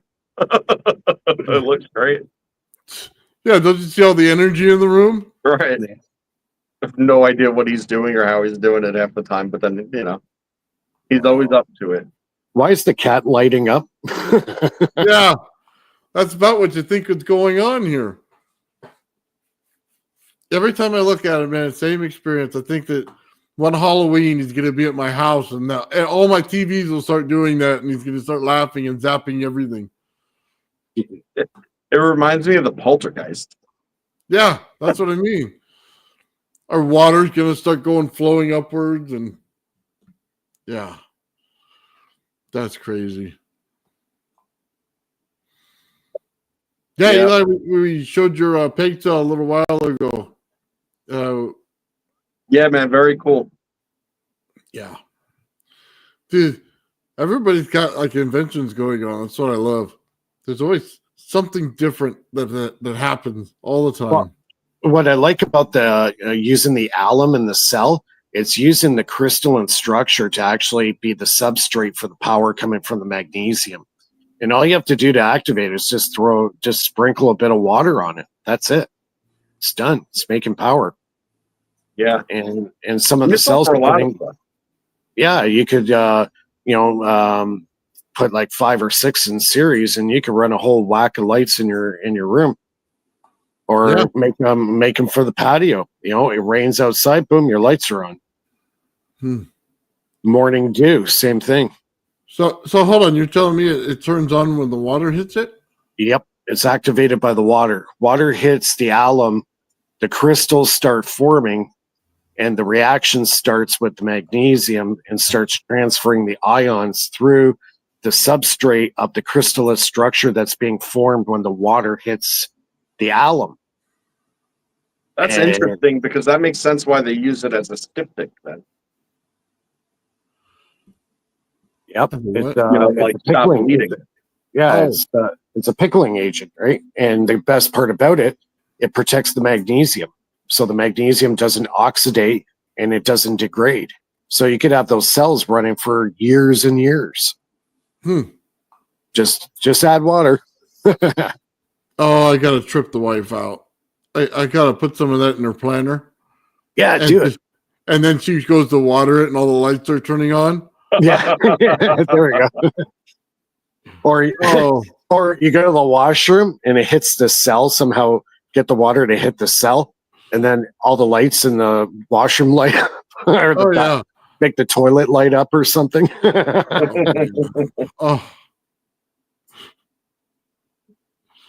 Sorry, I'm getting a little crazy. That sounds like bioluminescence, like, when you see the glowing jellyfish and stuff like that. So Joe and I were talking about, we wanted to make a crystal, right? And we were looking at Epsom salt and regular salt. And this kind of falls right into it, because I bought the Epsom salt and I was going to put the one wire energy in there, the radiant energy, and see if I couldn't transfer the frequency onto this crystal when we made it. Right. So, but this stuff, it sounds like I could try it too. So we could put the energy right in there and see what we get. It's like a whole thing. I would go as far as adding a bit of alum to the Rochelle salt. Okay. Mix it together, and then add the water, and it's going to start forming the crystal. And then just put a little piece of magnesium or something to it, and there you go. You got power. You see, the reason I was almost obsessively asking Nathan to try the Epsom salt dry, right, was because Epsom salt's strange in the way that it has 7 whole water molecules attached to it, but it's not liquid. So we know that the liquid, right, when you run it through wet silica, for instance, or anything that's moist, how that allows for the transfer of the cold energy. So what came to mind is, well, okay, this has water molecules physically attached to it. So what, do those molecules need to be free and loose in order for that transfer of energy to occur? Or is it enough that it's just there in the compound? And that's why I found that to be interesting. You mix the Epsom salt up with some silica sand and see if it sends through efficiently or not. Yeah, may I say something? I like that idea. Copper sulfate has a lot of water on it too. It's really hydrophilic like that. It's pentahydrate, so that it's like 8 water molecules on it. I love copper sulfate because it's really conductive. Yeah, so I mean, and that's right along with what I was saying. The one thing that we looked into though was recrystallizing it into like a more solid crystal form. And obviously you have to be able to make a high solution brine out of it to get it to crystallize.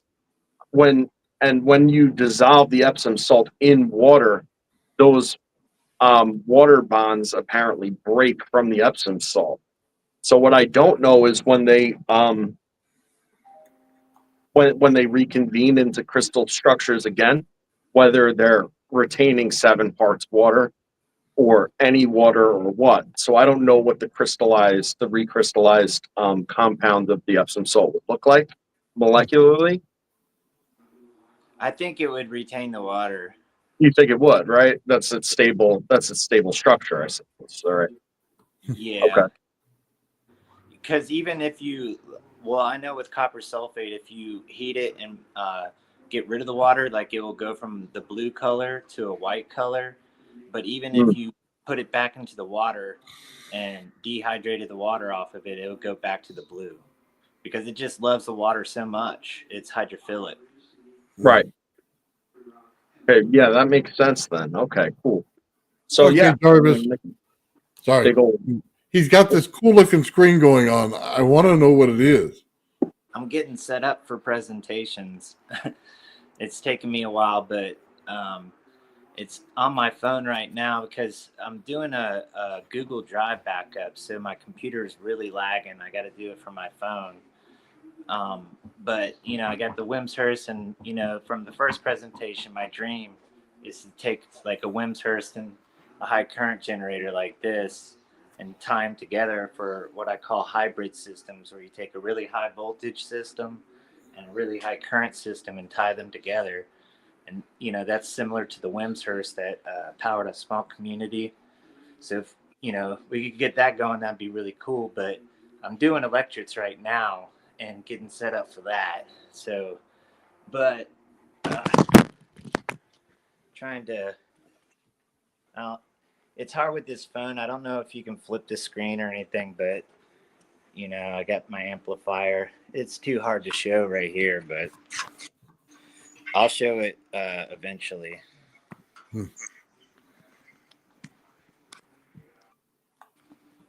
I've got a lot going on right now. Sorry. I might have to bounce off here soon, guys. Okay. I just thought it was interesting. Sorry, Joe, I cut you off. I didn't mean to. Oh no, it's all good. One thing I've been wanting to start doing a little bit is you know, looking at some like different orgonite stuff, but from a different perspective than just like traditional organites. I had talked to 8th Center a little bit about it, and it's something that I need to kind of go in a little bit deeper with him on at some point, just to understand at least some of what he knows, and because he knows a lot about it, you know, and kind of get that together. But where I drew a bit of a comparison with the orgonite and the energy that it accumulates, it was very similar to like Brandon's whole burnt wood with the aluminum oxide situation going on.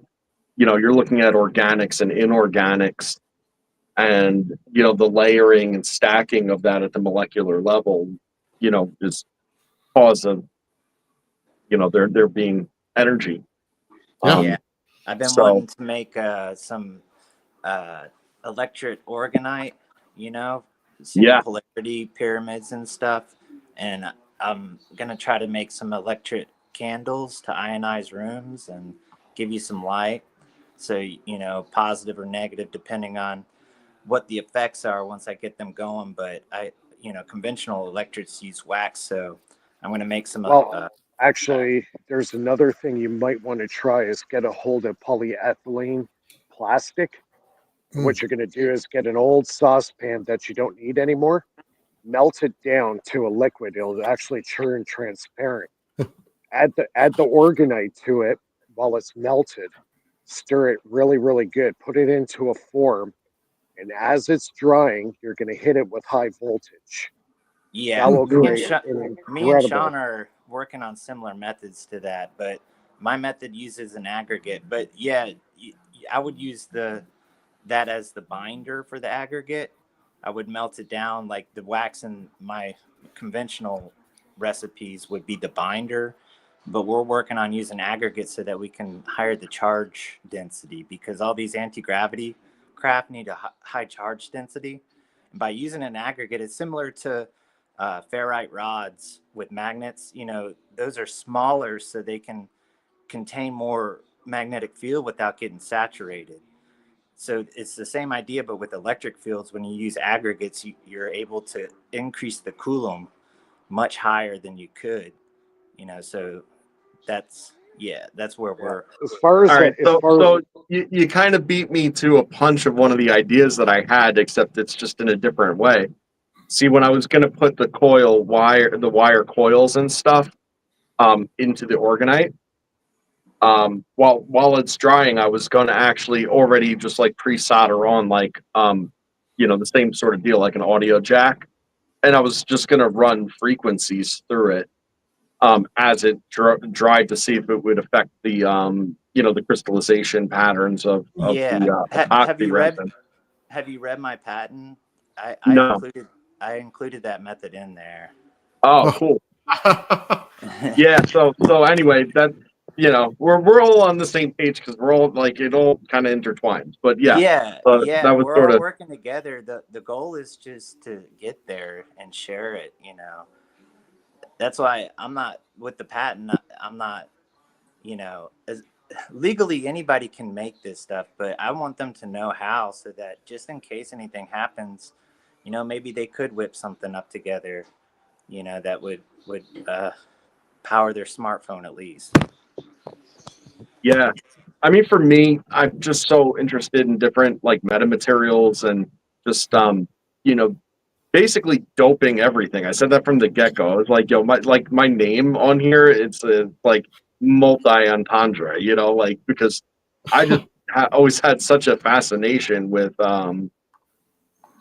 combining different materials into one new material that is just something else entirely. And I think that the organites is a really good way to play with that, Right. at a very easy level with no expectations out of it, really. Like at the end of the day, I just end up with like bricks of different, you know, compound aggregate type Yeah, things that'll be the like cool. material science Yeah. is what I think the next stage is, the material science. And like with orgonite, it's funny, like the technical word for it these days is metal organic frameworks, MOFs, MOF. And they're pretending like, when you use metal organic frameworks, and they're getting crazy results, with filters, you can filter out hydrogen and stuff like that. But they've just taken the idea of orgonite and trying to spin it into a new technical field. Yeah. And they've been doing that with ceramics forever. So Right. why not resins? Resins are just easier to work with generally, and they have their restrictions, but they're pretty, pretty loose restrictions, I'd have to say. Yeah, I mean, it's something that I've wanted to do for a while. That I'm probably gonna, go down that road fairly soon. I have most of the stuff already here. I just need to get it together. But Yeah, I would love to make a pyramid out of concrete and charge it as an electret and see what happens. Hmm. be interesting. Yeah. So you're gonna run the electricity through until the concrete dries?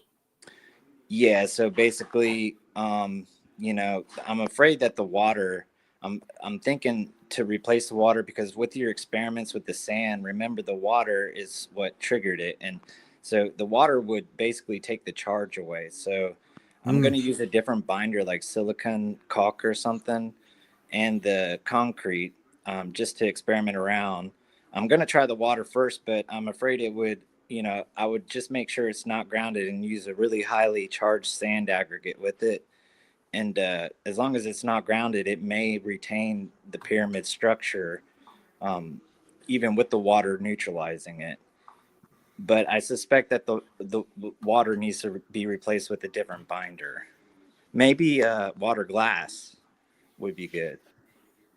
Hmm. Like the geopolymer. Right on.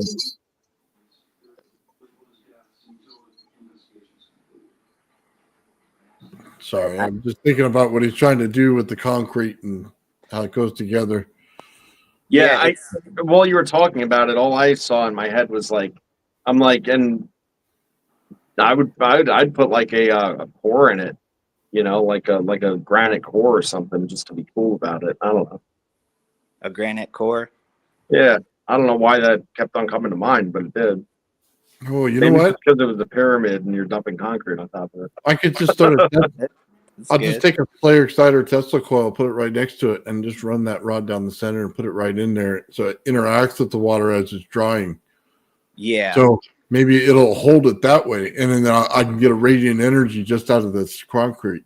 See, I'm trying to go for one pole though, and that would be alternating, and it could, you know, it could have interesting effects, but I think a pulse DC or a direct DC would be best just to go for one pole, and especially using the aggregates with that because you're already pre-charging it with the aggregates, and then all you have to do is polarize it with a high voltage source. So would you want to use some kind of a juice or something like that instead of the water? I'm thinking of something that is dielectric because the water neutralizes the aggregate. If I use sand, it would neutralize it. We know that from your experiments, right? Yeah, but wouldn't you want something acidic? Would that work? Or I hate to say potato juice, but that would that'd probably get you there. I think anything fluid like that wouldn't work. I'm thinking, but maybe because with geopolymers they actually use alkali. So an acid, it might work too, but they use water glass, which is alkaline. It's sodium. Sodium silicate. Sodium silicate. Yeah. And I think, you know, like a silicon type caulk would be good too, because, you know, it's silicon on silicon with the concrete mixture. So that should work too. It's like some silicon caulk. Interesting. Well, keep it the breath. Yeah. Only one though. I'm going to be making some videos here soon with Sean. Hopefully I can get on Wednesdays with him, and me and him can kind of present some of I'll do some short clips of what I'm working on. There you go. Are you going to make them in the like cupcake size, or is it going to go bigger than that?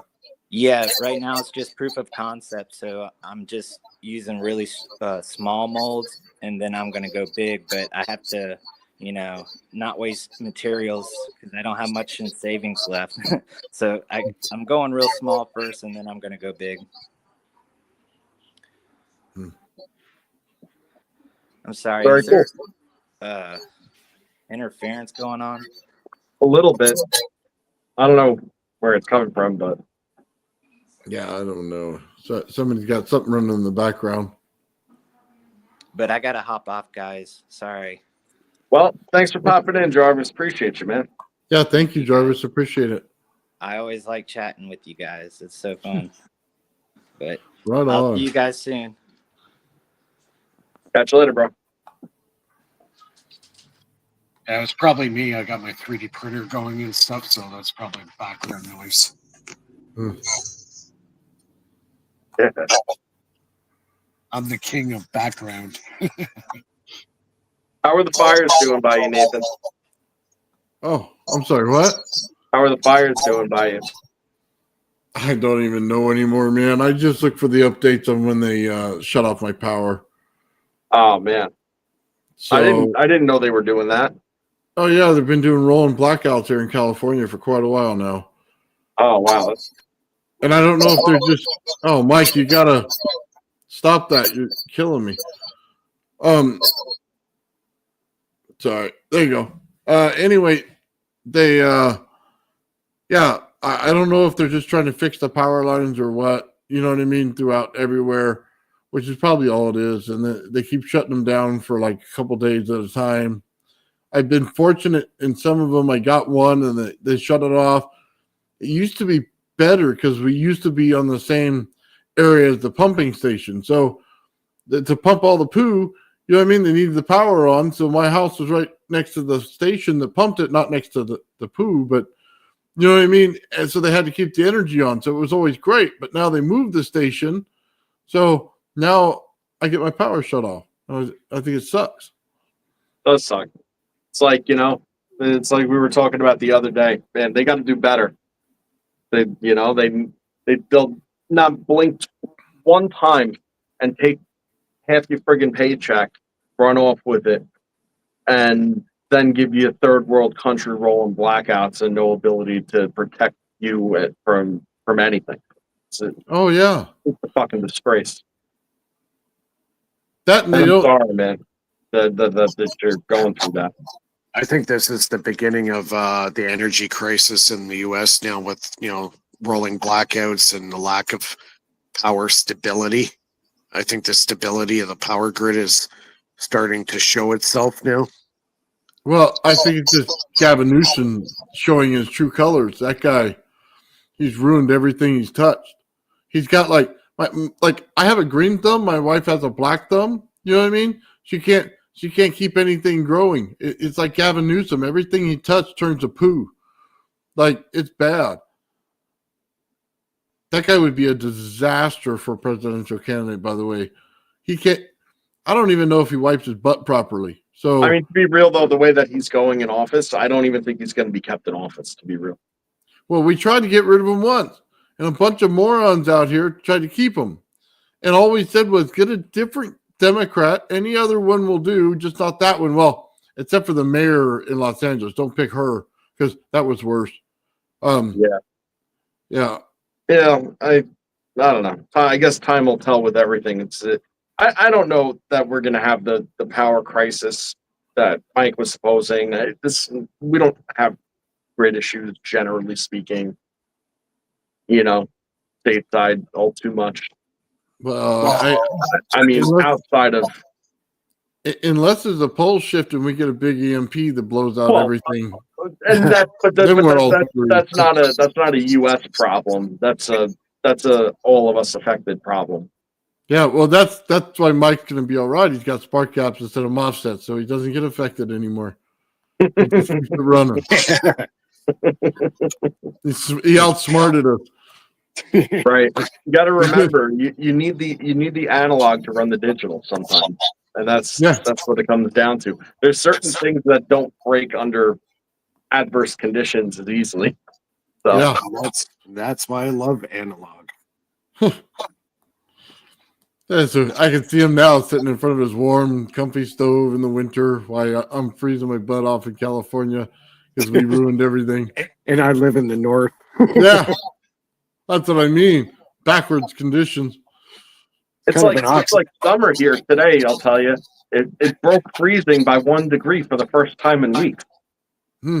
Yeah, we're supposed to dive in the temperature today. Yeah. Yep. Guys, I have to bounce too. I got to drive my daughter. She has a sleepover birthday party, so I got to drop her off. Well, all right, man. Sounds good. Well, thanks for popping in. Yep. Okay. Take care, guys. Catch you later. Bye. And then there was 2. It's so cool, though. They're working on electrodes, and then we're going to be working on crystal stuff. You know what I mean? And I think that's just going to be cool, man. Like, I think I got maybe a week left of work here on what I'm doing here, and then I can move from it. So. Yeah. As time goes on, there's a bunch of ideas that I've had repressed for a long time that are starting to like squeak their way out of me. Different, more solid state sorts of things. Because what I would love to do is 3D print coils, right? But have them be sacrificial and have them cast, and then cast them in different other outside forms of resins and things like that that are doped with other stuff, and then see if I could kind of get an all-in-one solid state out of it. I think that's something that I've been playing with for a long time, and it's going to take a while to get there. But that's really where I want to enter this arena, is like at playing with that and seeing. And then you want to talk about fry it and find out. That's going to be fry it and find out all day, because like things like that like to catch fire. Yeah. Oh yeah. You'd be melting a lot of stuff. Yeah. Yeah. Especially when the hot side of the field and stuff that it generates is all just encapsulated and stuff. It's like, well, I saw a guy on Facebook that made a bunch of different patterns.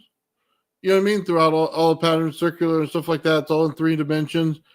And if he did that with some kind of metal in the PLA itself, then it would really transfer well. So the radiant energy goes through that without melting anything. It doesn't like to do any of that. It might be all right. We'll see. See how she goes. You know, it's going to be a little while down the road for me to get there, but that's the idea. Yeah, for all the stuff I put through this stuff, I haven't taken any of my PLA and like melted it really bad yet. Like, unless, I mean, look, that stuff's pretty heat resistant. I mean, it takes a lot to melt it to get it to print in the first place. It's like 450, 500 degrees. So well, it's not that high. It's is it not? 188. A little higher, maybe. I think 188 is where it starts to melt. Oh, is that? Oh, okay. ABS is what I was thinking. My stuff never gets that hot, so never had to. I don't know. It's been a while since I had a really nice 3D printer before, you know, I got divorced. Then came more of my wife's shit. No, you know, but I can understand. Yeah. Well, I had a flash forge, you know, one of the enclosed ones. Oh, nice. With all the ventilation and stuff, so you could just like print whatever you want, and with heated bed and everything. So it was like nice. You could print all sorts of weird, you know, filaments. Well, I use CR10s and they run like all day. So, gee, I built the coil. Another base, and I did it too fast. So I didn't slow down the printer. I should have, and I should have put it more cleanly. And it was out of different colors. I had some kind of filament that was all different colors. So I'll show it to you. It literally looks like a rainbow poo. It's bad. So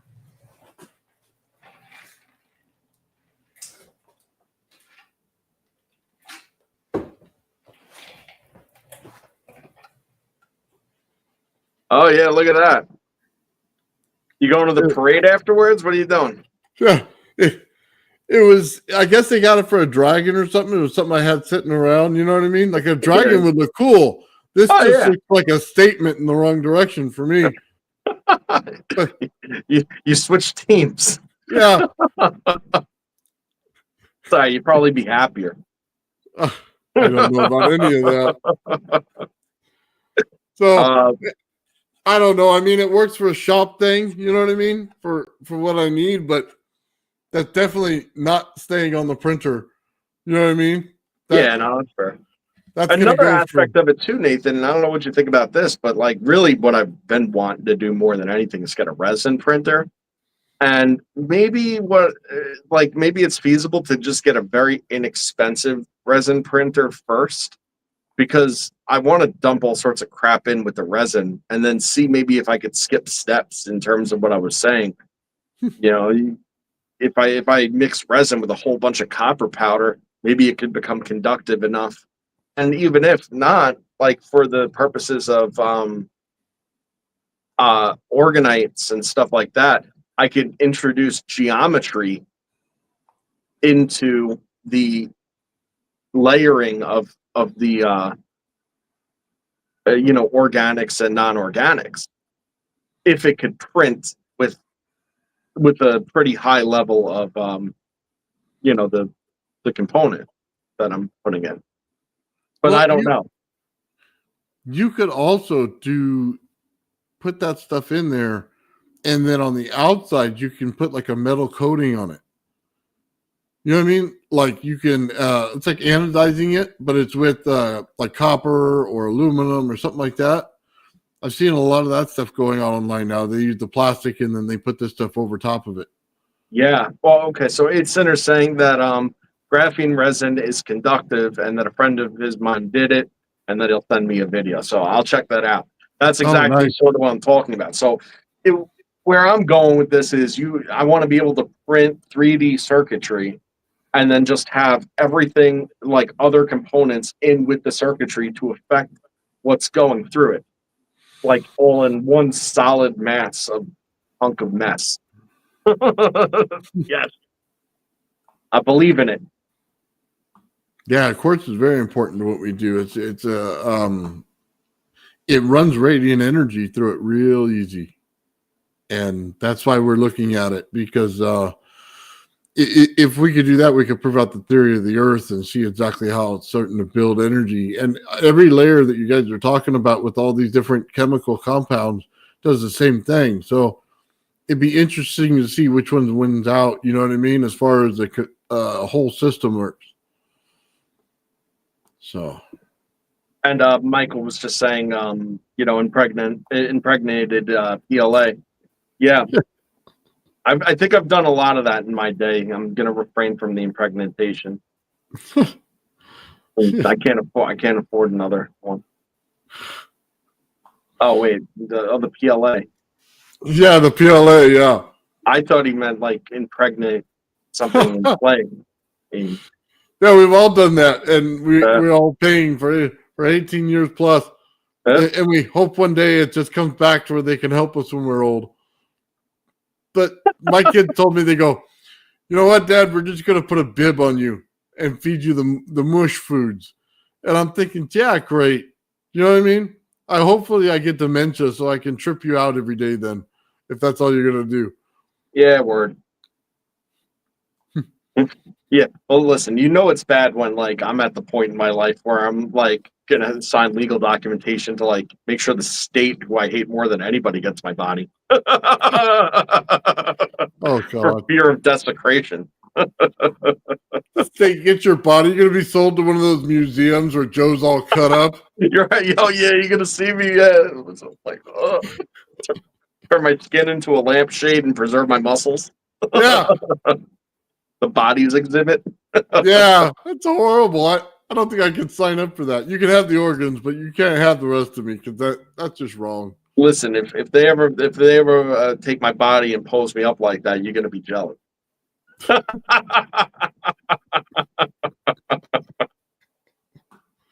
I go by and put a rock next to you. Make sure it's a special one. Yeah, listen, I actually read an article on that one time where like you can donate yourself to that, right? And they'll do it, but you cannot say what they're going to use you for. Oh God. So, like, knowing my luck, I'd be sitting there in one like San Francisco, like pounding some dude's ass or something. Oh. Like, you know what I mean? Like, you're like, do me a favor, can do me a favor, like, can you remove me from this, please? Man, I would haunt them so hard. Joe comes back as a ghost because of it. Yeah. Oh, that's amazing. Yeah. Disaster. Giving you tons of material for the way overdue Star Trek episode that hasn't come out yet. Oh, you know what? I've been busy, man. I know you have. I'm breaking chops. Huh. Oh, I was worried about you when you weren't on Mike's show last night. You popped up in the chat. I was like, oh, thank God. Because I was like, yo, that's not like Nathan not to be there and say nothing. What? In all fairness, I did send him an email like an hour before. And then I popped in during the show. And then as soon as Grandpa duty was over, I showed up. So you did. But that's not to say that I wasn't worried for you, because I know you well enough to be like, wait a second. He didn't tell anybody either? That's not like him. Yeah, I don't like to miss things. You know that. Yeah. So, yeah. So, we're getting towards the end, Joe. I just want to talk about my experiment real quick. So, basically what I have, let me see if I have it, if it uploaded already. And I just kind of want to show it to people.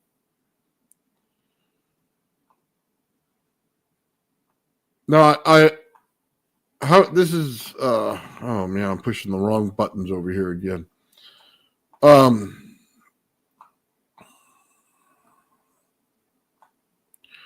Here's what it is.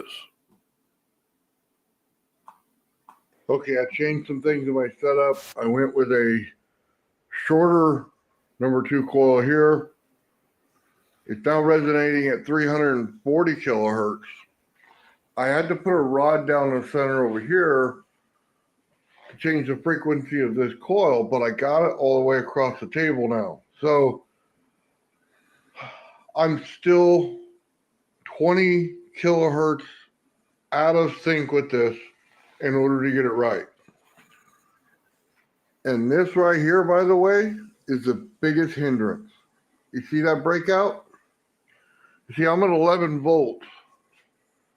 Problem with the ZVS is I can't get it under this. So I may have to switch to the Slayer Exciter because I can get down to 10, but I can't get it further than that.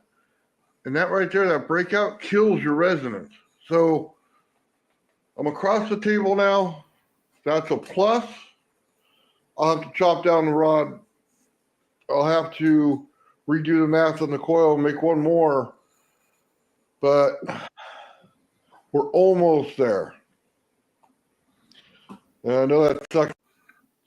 So, hold on. I just want to tell everybody, I removed the rod. And what I started doing was I just said, you know what? I've already built the coil. I know how to reduce it. So I just old man style, grabbed the top wire and started yanking on it and unwinding it. Okay. Because everything is glued together with the spray and everything from yesterday. So it's all good. So I just peeled it off wind by wind by wind, and I'm down to 10 kilohertz now, no rod in the center, and it's shooting across the table. So it's definitely getting better, but I had to stop it because we were going to do the show, or else I would have already had that sucker tuned. So it's almost there. So Yeah, man. Yeah, the goal is once it's in perfect resonance, can I bring it anywhere I wanted to? Tends to be the question. Yeah. If it works, it changes things. Listen, I know that we have a hypothesis about it. I think it does. if we didn't think it did, then why go through it? But I think you're going to get good results with it. Yeah. Well, yeah, I think it's gonna. Here's a crazy thing. I think the more I lower the power, the better it gets. But then I think once it's in resonance with the other, I can start scaling it and I can start dropping some power into it. So I because then it'll be pulling from the other one, and I might be able to reduce that going out part and get rid of the wasted energy, because it's just taken from the whole process. So what I wonder about this, right, is if you were to space the coils apart at certain intervals, and like probably even in a spiral, because that would be key, is to have a non-interaction as you start to wrap around into like a circle, and to see if that creates then a larger field flow of the outer, just based on how they're,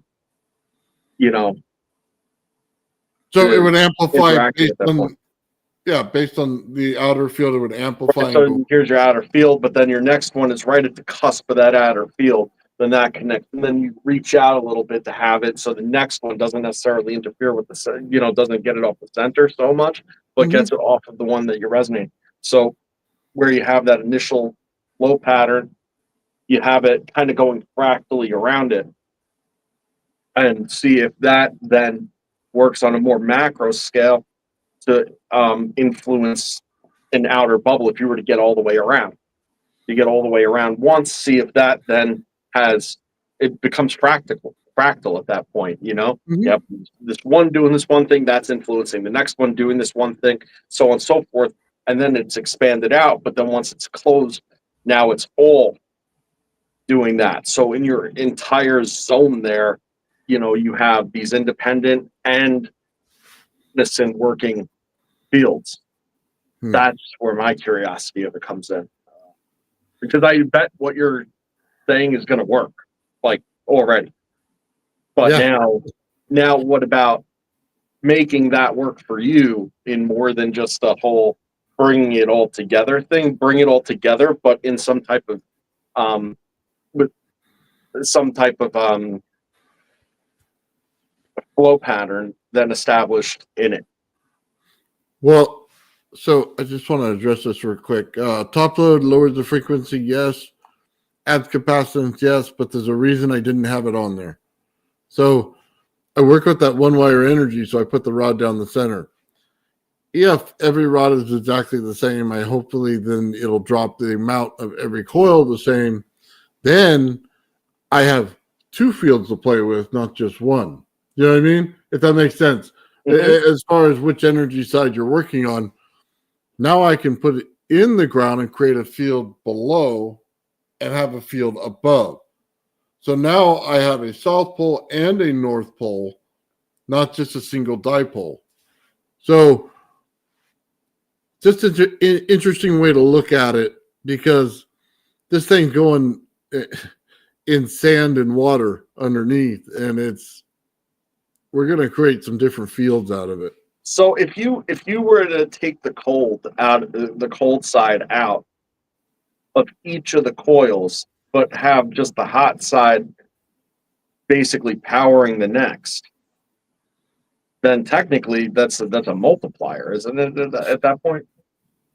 Yeah. Well, so when I set them up in a line, the first coil amplified the second coil, that amplified the third coil. You know what I mean? So yeah. It was definitely amplifying it. So, and I was out of resonance in that experiment, and it was still doing it. So I have a feeling that we're going to get just a lot of fields coming out of this thing, and it's going to be sudden. It's just going to hit and boom. I'll probably see a lot of lights light up in the room. I'll tell you what, like tuning forks would work the same way if they were all the same key and stuff. Like if you just were to set up a bunch of tuning forks and you whack it and then you put it in different configurations and stuff and see what the reaction is, it would have the same reaction on the coils. Yeah. As far as like sympathetic resonance is concerned. Well, I can't tell you that. There's a way to amplify it, but yeah, sorry, I was thinking of something else I don't want to say, but yeah, there's a way to definitely amplify it from one to the next. And I believe Hutchinson did it too. So I have a lot of stuff on my plate this year, man. Like that effect's not that far from me. It really isn't, from the stuff I've already done and everything. So I think we're going to be pretty close. So pretty closer than most. Think we could expect to see it? Probably about 6 months. Cool. We got to get to the crystal stuff. We got to get to this. It has to pull out pure resonance. I got to be able to affect the actual, like if I say aluminum is one frequency and I can prove that out, then all I need to do is find the resonance frequency of it, build the coil to match that. Then I can direct the energy to where I want to and get it started up. Right. Because the only thing he's doing in that experiment, and it's crazy, is he's creating resonance in it with cold energy and saturation. And I know he's using cold because he uses that crystal cell. And that crystal, like we already said, interacts as soon as you put water in it with this radiant energy.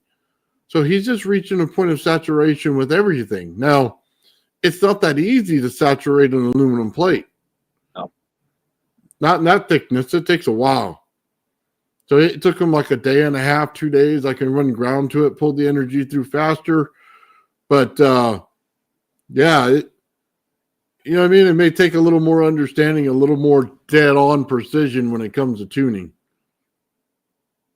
Yeah, for sure. I mean, this is all the trial and error part of it, really, until until there's the math actually worked out by someone that says, really that's what needs to happen. Like there's got to be the right math, and then there's got to be a calculator sort of thing where you input all of your particulars and then it tells you exactly where it's at. And then, or you could do it the reverse way, input whatever frequency you're looking for, and then choose a couple of variables, and then it fills in the rest and tells you exactly what you need to do.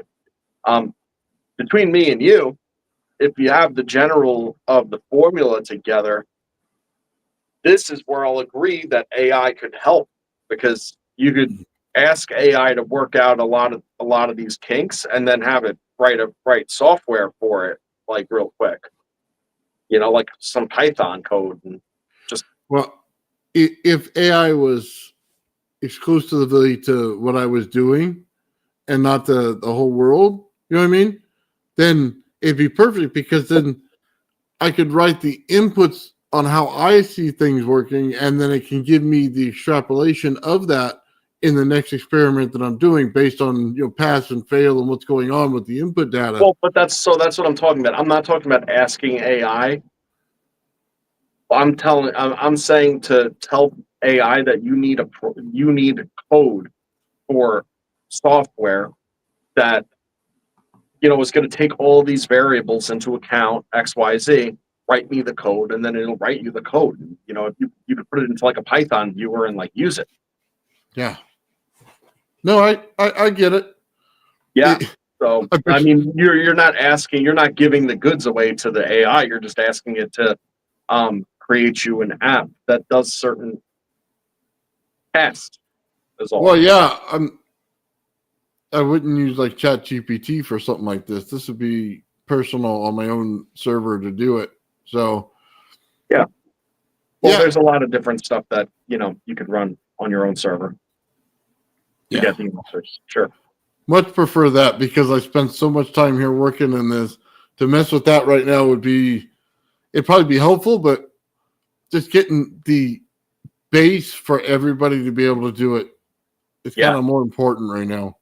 No, I get that. Well, listen, if you're ever in a jam, you can always ask Leonardbot. Oh, God.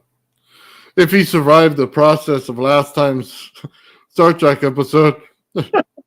I don't think so. That's so funny. Oh, man, Sean.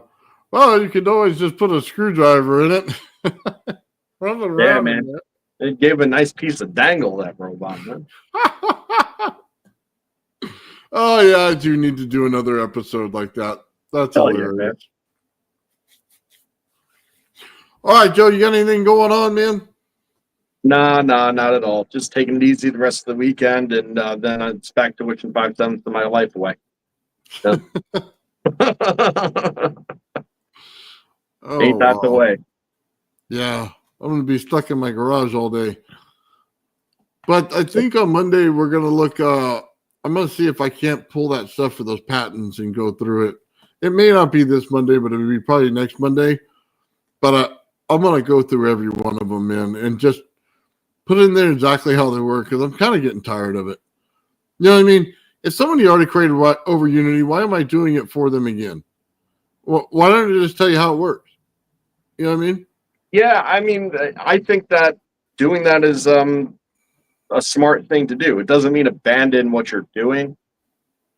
It just means, look at all the ways that it's supposedly being achieved, play with those ideas, and with your mind and the mind of the people that are just generally here, there's almost inherently going to be something that can be improved upon, and that's unfortunately, and it's the sad reality, and it hurts the ego a little bit to realize, but none of us are coming up with any of this. Like putting together the pieces of the puzzle, but nobody's inventing really anything. It's just the art of discovery and application. So look at what people are doing, and then make it better, or see what people are doing, and then see how that helps fix what you're doing. Well, yeah, we don't need to remake the wheel. They've already made it for us. Exactly. You know what I mean? That's it. All the stuff that I do is all Tesla's work. I'm just trying to go through it and make it comprehensible for everybody else and prove out that it works. You know what I mean? Because it's great to see a paper once in a while, but then it's great to see the experiment and you go, oh, well, that's how it really works. And then you can get in to the good parts of it of, okay, he thought this based on this experiment. So now that I see the experiment can work with it, I could try to find the same thing and what he was trying to get at. You know what I mean? Because a lot of the times when you get to this stuff, guys, you got to understand Tesla saw fields. So if you're telling me about longitudinal waves or something like that, he saw fields. He wasn't talking about that stuff. That was not a word in his vocabulary for his stuff.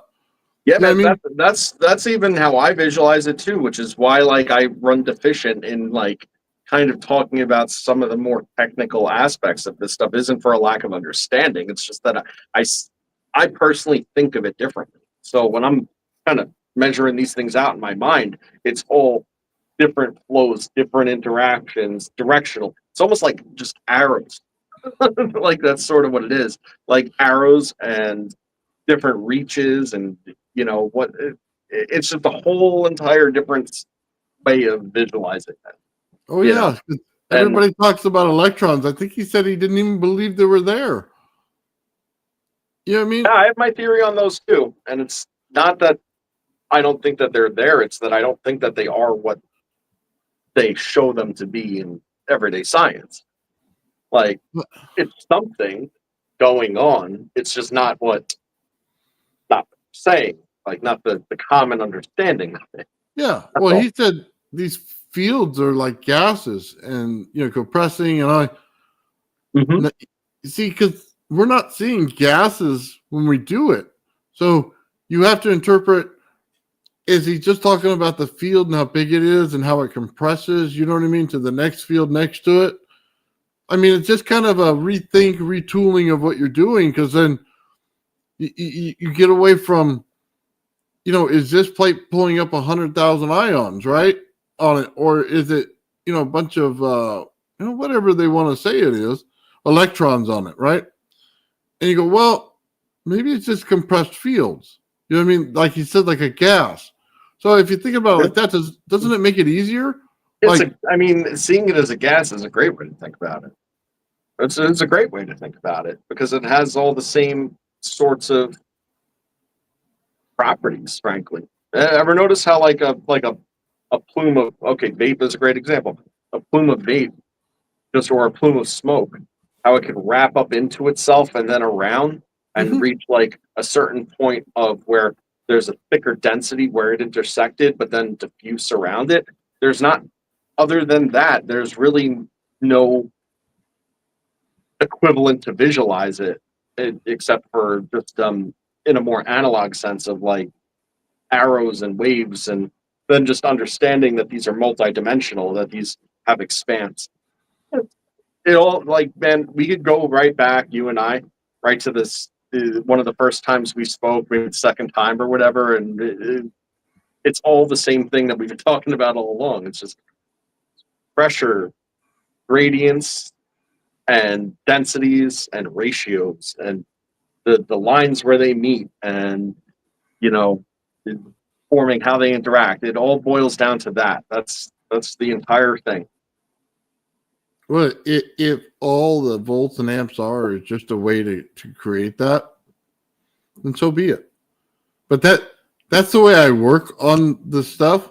And then when I get up to describe it, I have to go back and add everybody else's language to it.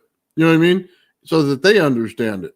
So, but when I do this stuff, I just see the fields. It literally is just a field. And it's like the gas. It just compresses and then decompresses. And then how you do it is a concentration of it. So, yeah, I mean, back and forth, man. You have to be able to interpret to everybody, I guess. So I do my best. Yeah. And, just don't forget, like, general relativity, we look at it as like flawed and broken and missing pieces, but relativity is the key. Actually, it's not dated at all. Like everything is relative to one another, and that's the point of it. Is that it's the relative relationship between these different things,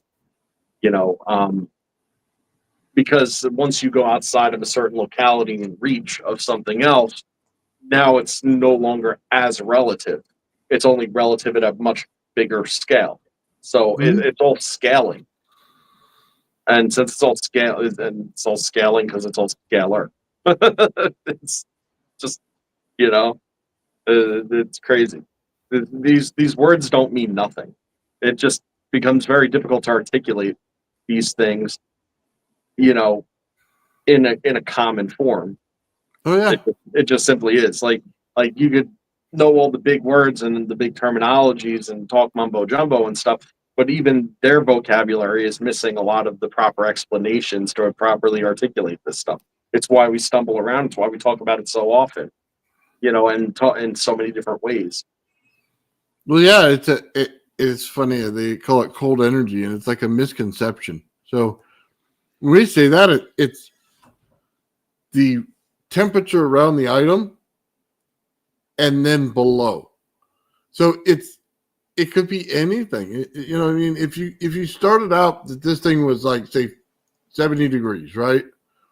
If I went down to 68, 60, 65, that's a win right there. That's cold electricity. That's what I'm doing, okay? And if it's anything above, I pulled a temperature on it. I'm pulling a higher temperature on it, so it's hot. So it's kind of like a misnomer. You think, oh my God, he's making icebergs over there. He's getting some more ice cubes for his soda pop. You know what I mean? But that's not really what I'm doing. Okay, I'm not trying to create an inferno of cold. It's just the effect that it has on it makes it colder.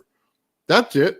As it pulls in that vortex, it's making it colder.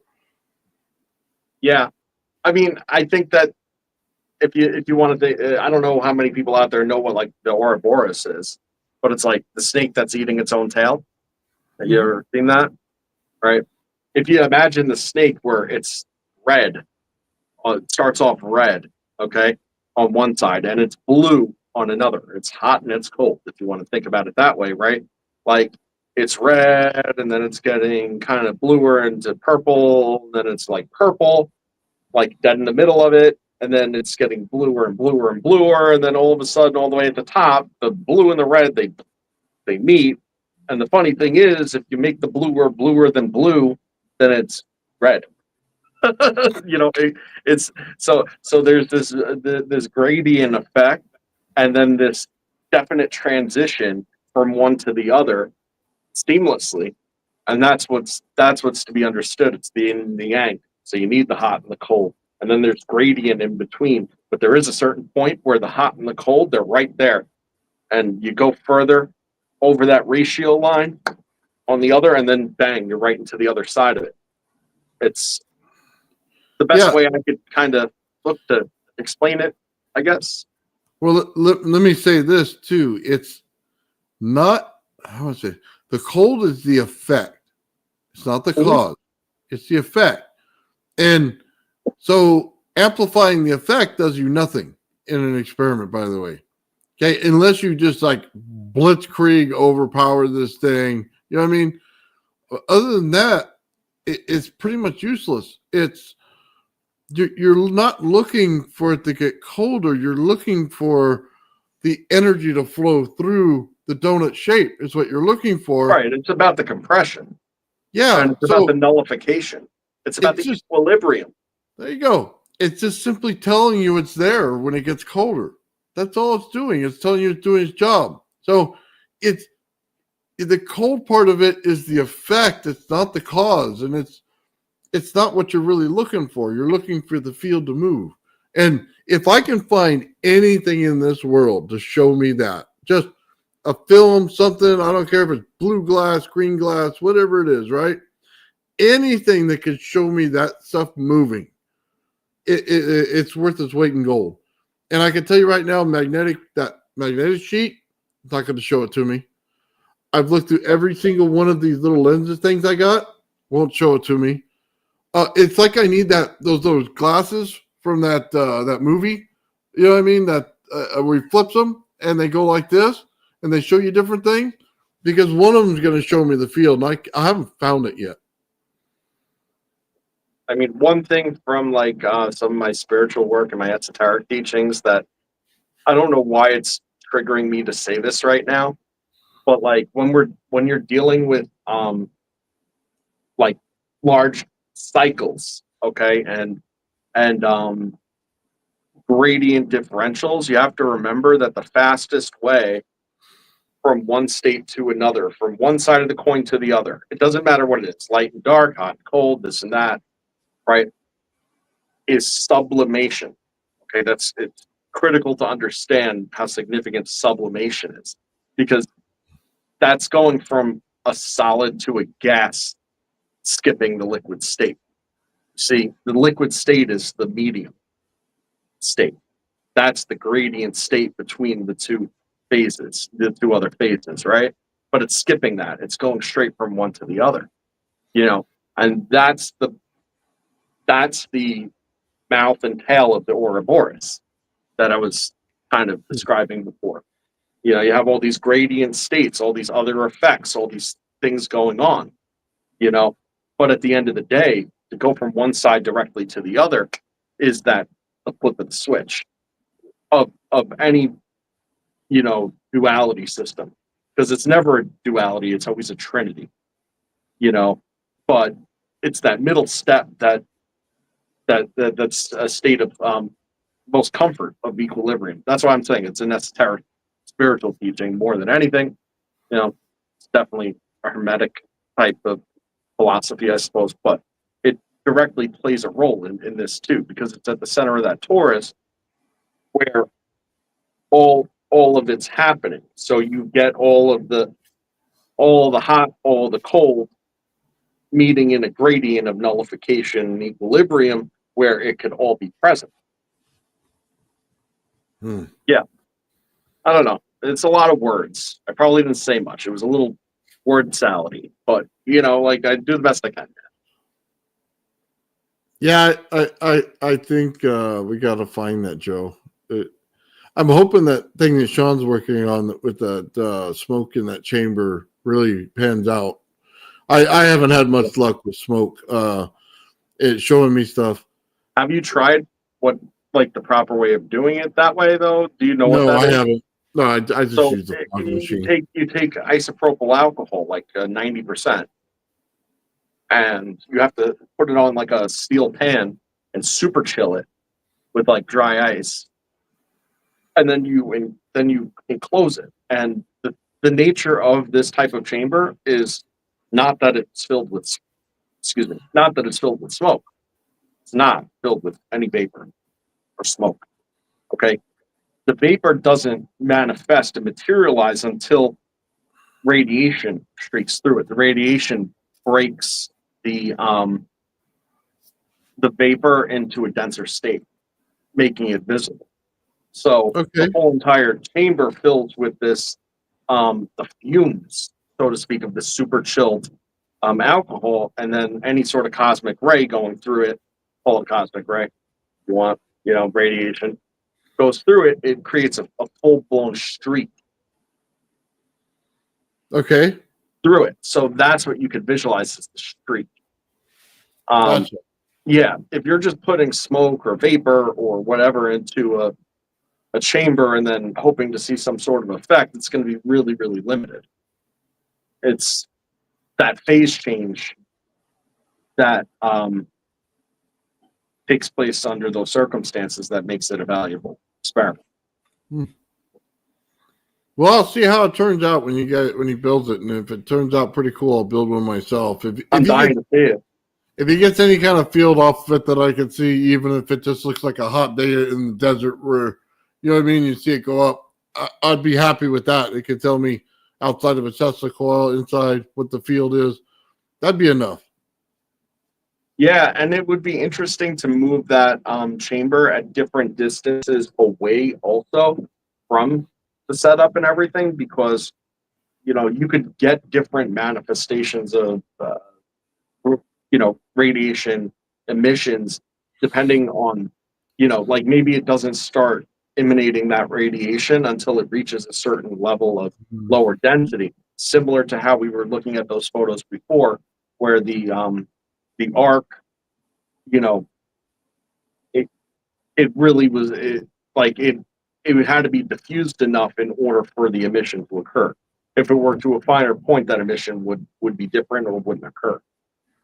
So when you're dealing with fields, saturated and compressed fields on top of that, putting it at different distances might actually show you different results.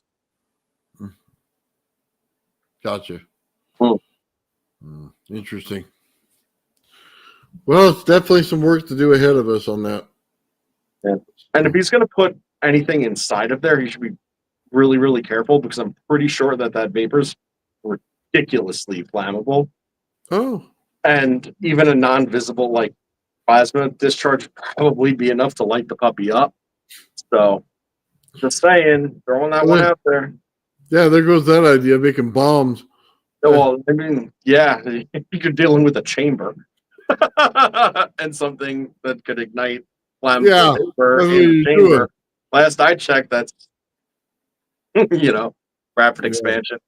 Oh, it doesn't sound fun. Okay. I like to cover all bases here. I don't want to see anybody I like getting blown up. No, because that would be horrifying. Yeah, he's a smart guy, though. I'm sure he's considered these things. Right on. All right, Joe. It's been about almost getting close to 3 hours, so I think we're about done for the day. Sounds about right, Nathan. All right, guys. I want to thank everybody in the chat. You guys have been awesome today. We got to see a lot of inventions that you guys are putting out there, at least parts of them. I want to thank everybody for hanging out with us today. Thanks, Joe. Thank you, guys. See you next week. Peace and love.